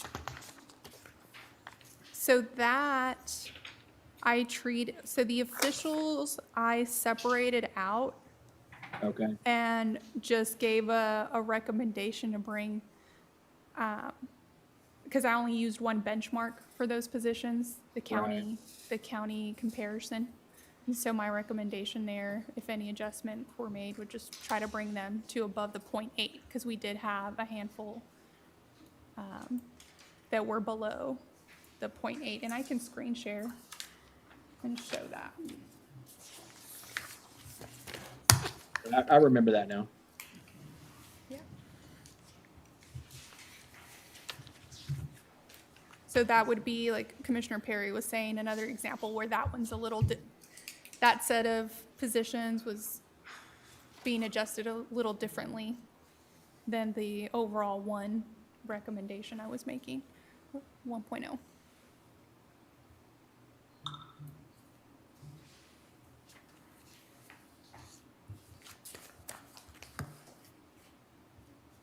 Do 0.9 on the average. Yeah, the average was above 0.8, I think.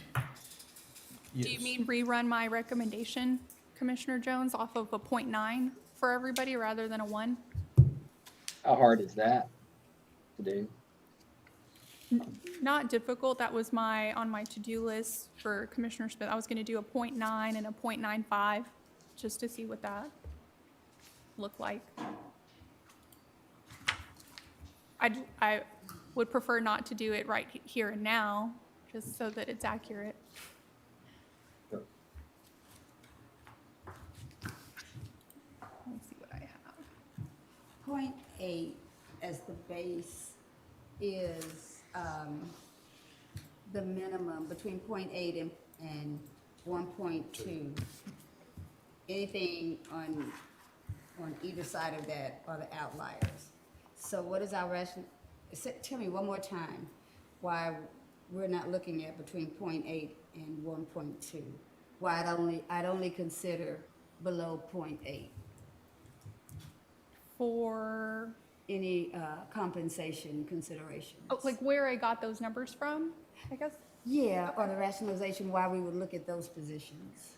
So I wanted to not use a stagnant actual threshold or number dollar amount, because I think that was what was done in previous years. So I wanted a flexible range. So I moved it to a percentage and then did research to see what other compensation professionals are doing. And they use that exact range, 0.8 to 1.2. And so that's organizations like SHRM, Collegiate Human Resources Professional, I think is another one. And so I use them as reference. That's the range that they recommend. And then I actually calculated our own structure range, our pay grade ranges, our minimum and our maximum.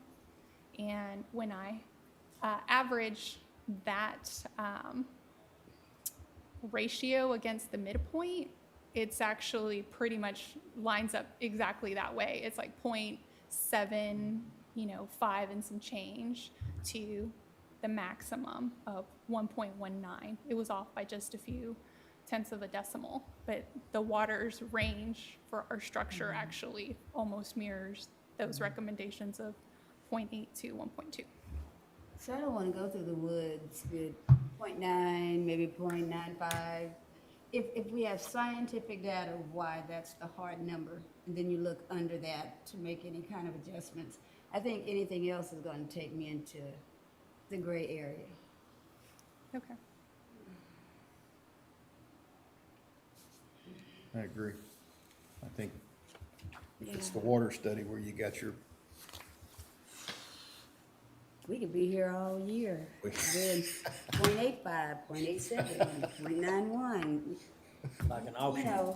We could. That's why I chose the if we are going to do something different or try to get them to a particular number within the range, I just chose one means they're in line with benchmark and it's a nice round whole number, and that's where my recommendation landed.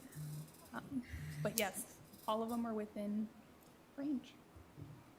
Even that full-time position that's being paid less than 15, that would be the only thing I would ask to bring that 30,009 to that 31 figure, not to be paid, but to budget it.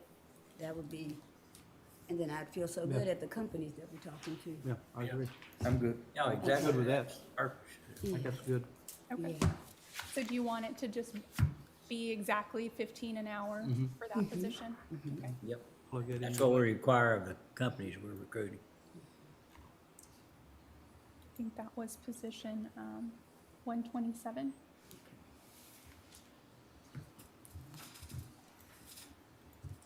I'm like Commissioner Perry. I think you did a phenomenal job. Thank And you, I ma'am. think for us to deviate, we're gonna get ourselves into muddy water. Probably because what was decided, I would have recommended it. This is probably what we should do moving forward, just to remain consistent. And you did give it to me, Francis. I need to read my handout before I ask for stuff. You gave it to me. Oh, it's a lot to digest in a short amount of time. 26.1. Okay. Our pay periods are 26.1, right? Say that again. Our pay periods are I was 26.1. gonna ask, With the sheriff? yeah, I don't want a 5-minute break. Are we gonna come back? Yeah, because I've got a couple things I need to. Okay, yeah, 5 minutes would be great. All right, we're gonna take a 5-minute break, then we'll come back, we'll have a brief discussion about the American Rescue Plan, just some information on a question that Commissioner Smith asked. We're gonna ask Dustin to brief us on that, and then we will go into executive session on a couple of items, so 5-minute break.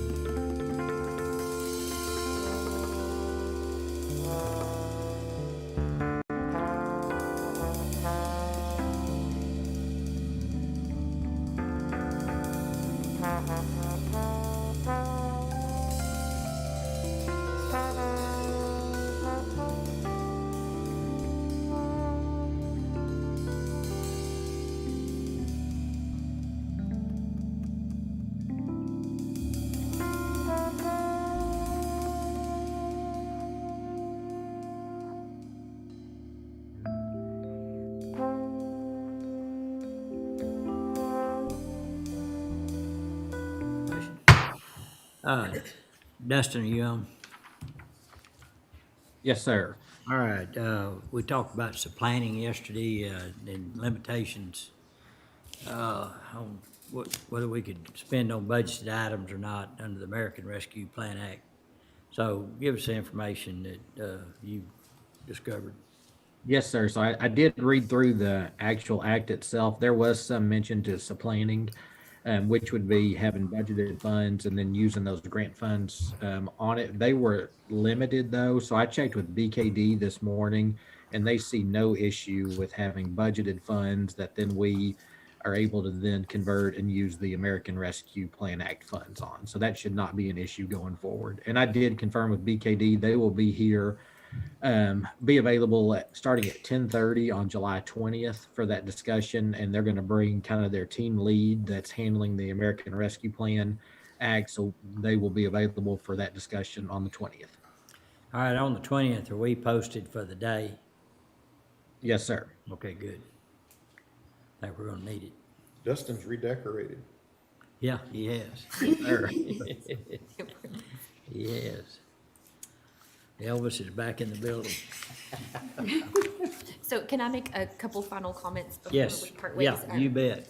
On an hour or chatting but during the break, and we just want to make it known too that there were some title change requests. Some of those required reclassification, some didn't. And so those recommendations, along with any change in amount, are reflected in those numbers that we've been looking at and in these blue sheets. So just wanted to point that out. And do you have anything to add to that? No, that was it. I did Okay. review just the salaries that were requested in line with, they were in line with the recommended pay grade that we would assign. So I just wanted to share that. And then there was a set of title changes from the tax office that was, I keep forgetting to, I'm learning now your faces when you can't hear me. The tax office title changes did not require any pay grade changes, and they had requested adjustments, but if there isn't a pay grade change and you guys have decided to blanket not approve requests, then we wouldn't need to address that. But the titles were good with HR. Okay, any issues with the titles? Any other titles besides in the tax office that were changed? Did we need to approve? We gotta do a blanket. There were, I don't believe so.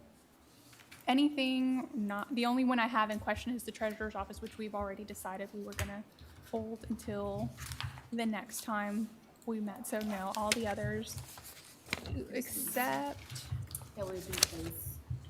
yes, sorry. Thank you, Francis. So I was going to point out the Constable Precinct 1 title changes. There was some kind of question on the lieutenant title, and you asked us if that was a title that was used elsewhere, and I gave that for reference, so I think a decision needs to be made on that. And then the clerk position, that was one position. A chief clerk position does not exist in the constable's offices. And then a chief clerk title indicates that there's a leadership responsibility over other clerks, and there's only one clerk in that office. So I would just keep the same title there and not do that one, and then leave it to to discussion as to whether the lieutenant title needs to be changed. The salary already allotted for that position, if no salaries across the board change, it already is higher than a deputy constable And position. that's the current, he says a sergeant. The current title is deputy constable, Oh, okay. and the request is to make it a lieutenant deputy constable. That's right. So those are the only ones that would be in question because they don't exist currently in our structure. The other title changes exist. We have a pay grade associated with the functions of that title, so those wouldn't be an issue for HR to go along with. Okay.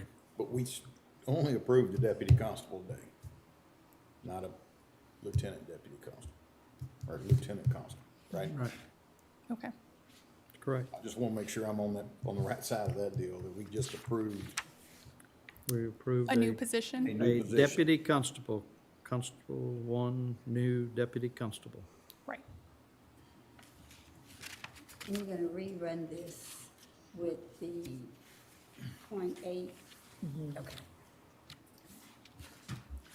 And I'm okay either way. I mean, lieutenant, I don't care what you call them, just,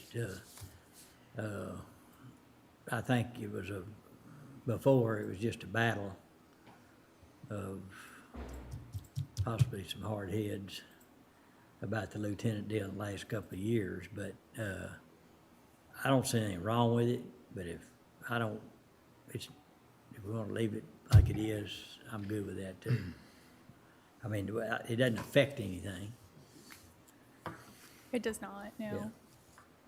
So the only thing out of that we're approving is the deputy constable? Is that what I'm hearing? These were title changes here, yeah. So these were just title changes and requested increases. Haley just filtered out those types of requests, so, that line item there, the bottom line, it's a current position. He wanted to rename it with the lieutenant tag on it, and then he just wanted add to word. increase it as well, but Right. there's no recommendation there by HR to increase at this time. Right, because that salary already is higher than a base constable deputy salary. The other titles there listed that are requested, they exist in those departments or offices, so they have their assigned salary. And the only one that hadn't existed, aside from the constable's office, is the director of specialty courts, but HR worked with that office, and we have a description on file, and we conducted an assessment, and there is a pay grade change, and the requested salary is in line with that pay grade. Okay. Okay. Since we didn't approve any increase, pay increases that were requested, I don't wanna get off on the wrong foot here. If there's a position, if there's a title change that's requested and it doesn't have an increase with it, I can see that, but if we just told everybody else you're not getting an increase that was requested, but we turn around and give them some big increases here, I'm gonna struggle with that. I would too. Because that, like we were saying this morning, that goes against what you're asking us to do. You're either asking us just to do a title change, or you're asking for a reclass. Because when you change the title and the salary, that's a reclass. So if you're just asking for a title change, there shouldn't be any change to salary. Are these reclassifications? They would be, so all of them, except for the last two, the deputy constable, we would need to adjust the pay grade. Because they're reclassifications. Yes, sir. Right. Mhm. I mean, that makes sense to me. If it's a reclassification, not if you're just changing the name on somebody. Right, But if they're actually changing But- job responsibilities. right. The only, But they're calling it title changes. right, and what you're gonna see, Jim, is next year, when that, you won't see increases in pay, you'll see people wanting to change classifications. Because this year, they say, okay, you didn't give my guy the request I asked for, so I'm gonna change his class. It's tough. I mean, it really is tough, but So technically, do you deny the title change if there's no documentation to support the reclass? Was there documentation presented? So the functions would, for the law enforcement positions, except the constable's office, and the specialty court positions, we have descriptions on file for the new titles. They're gonna, rather than performing jailer duties, they're gonna be performing deputy duties.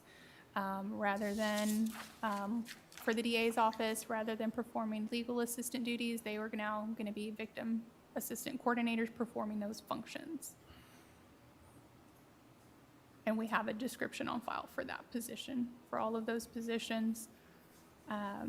There's no change in duty for the chief clerk of the deputy constable's office, and then we haven't mapped out, like Constable Strickland said here in person, we have not mapped out duties for the lieutenant position.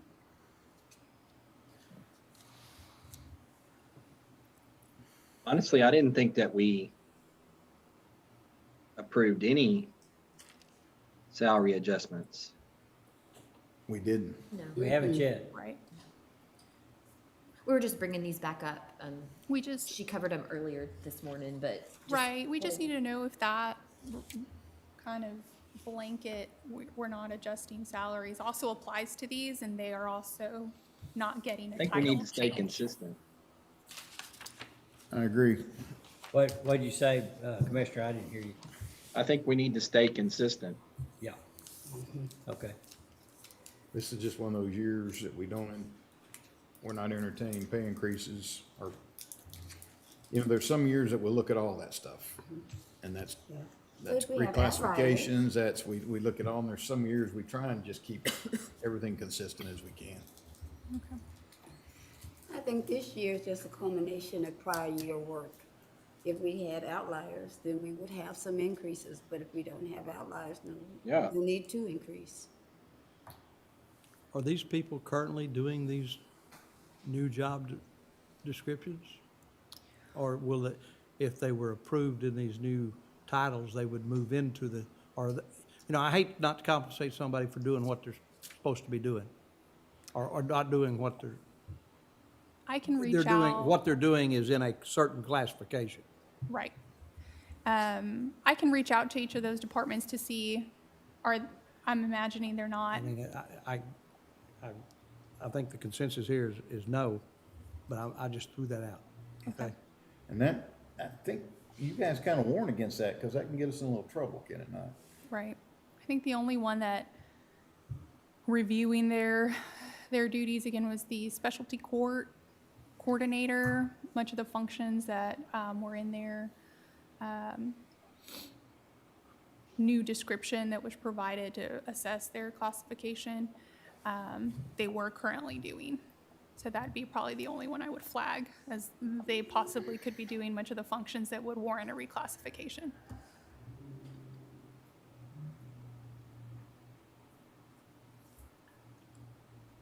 So is that your recommendation? Yes, that we have a solid description for. They're performing much of those functions. That might be one you guys really want to move forward with. And I would agree, I would just take it off of this chart because it's not a title change. It's been a submitted reclassification, and I would tag it that way. Okay.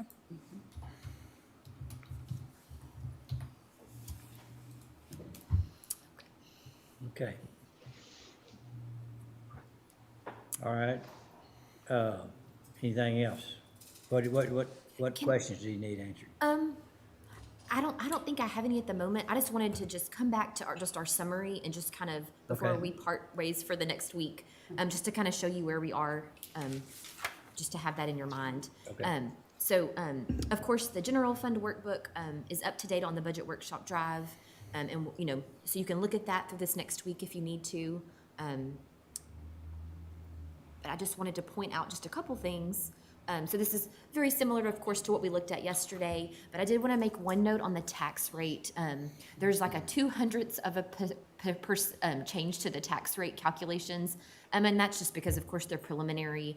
We were able to plug in some numbers for that new bond issue, and get those numbers a little more closer to what they should be.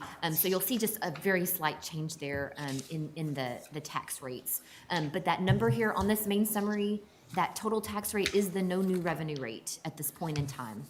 And then as you walk it down, that includes tax revenue related to the no new revenue rate. It includes all the expenditures we've gone through so far.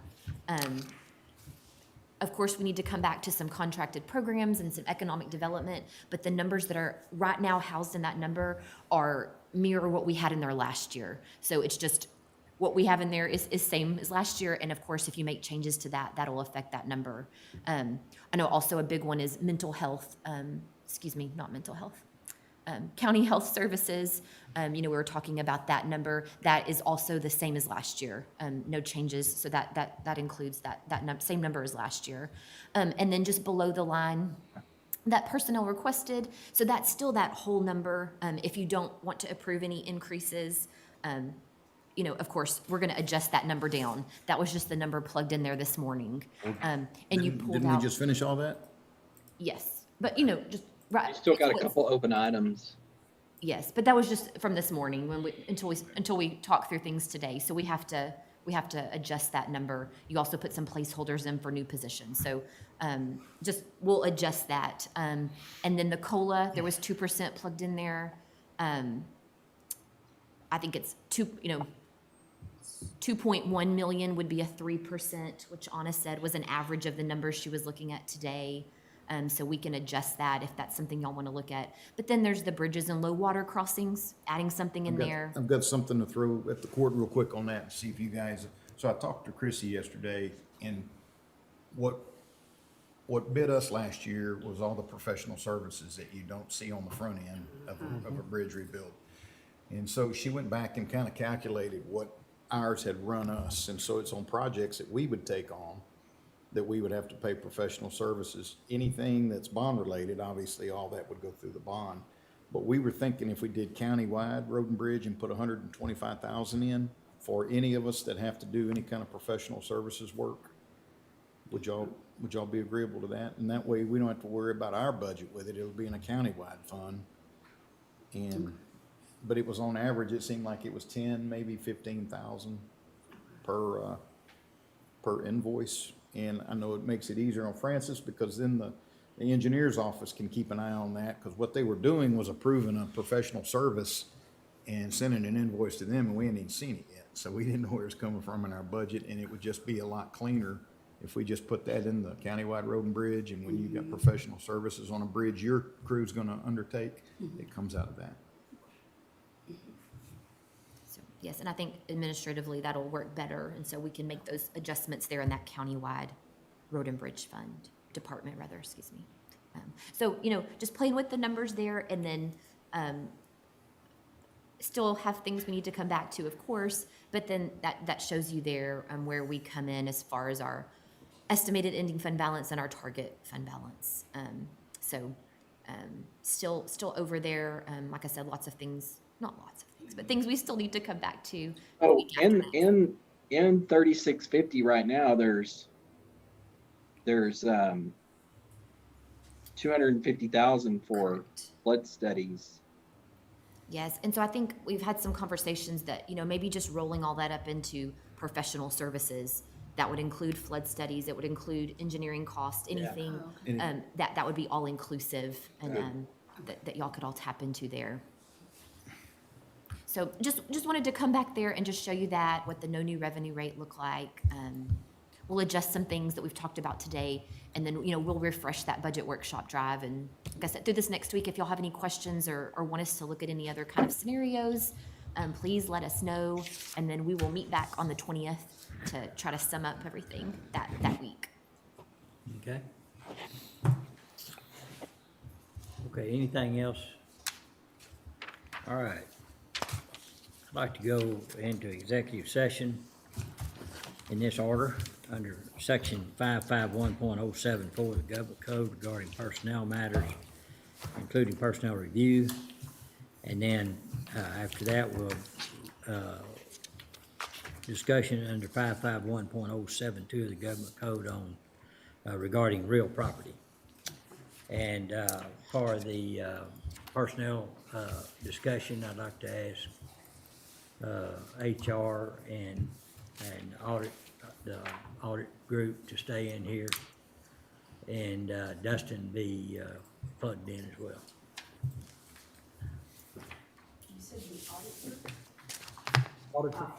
Auditors. That's a group, there's two of them. That's right, more than one group.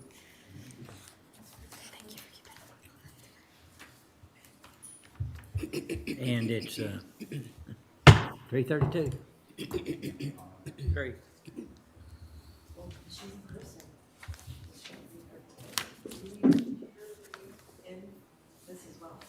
No, Nope. because, You can kick me off. Recording stopped. well,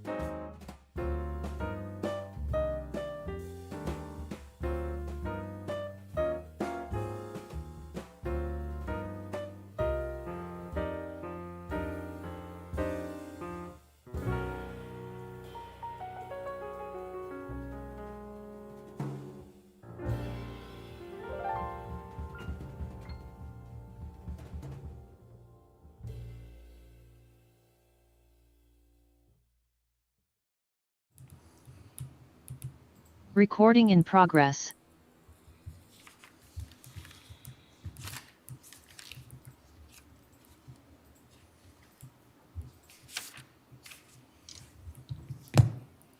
Okay.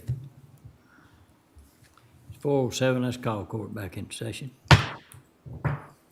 Okay, regarding the 2022 budget, consideration of salary adjustment for veteran service officer. Judge, in plugging in numbers and for consideration for our 2022 budget, I'd like to consider plugging in the number 66,000 for the veteran service officer for us to discuss for the budget, upcoming budget. Got it. Okay, is there a second? Not just a consent. Yeah, just- Yeah, Yeah, we don't need it. I don't have a problem with it. I could go with 66,000. Everybody all right with it? Okay. Is that okay? Good to go. All right. Okay, anything else to come before the court? What about tomorrow? I don't think there's a reason to come back tomorrow. Okay. So we'll see you again on the 20th. Okay, And I guess we got capital outlay left to go back over too, right? Yeah, so we need to go back and, do another sweep Clean through it up. that. Yes, yes. okay, well then we stand adjourned, thank you.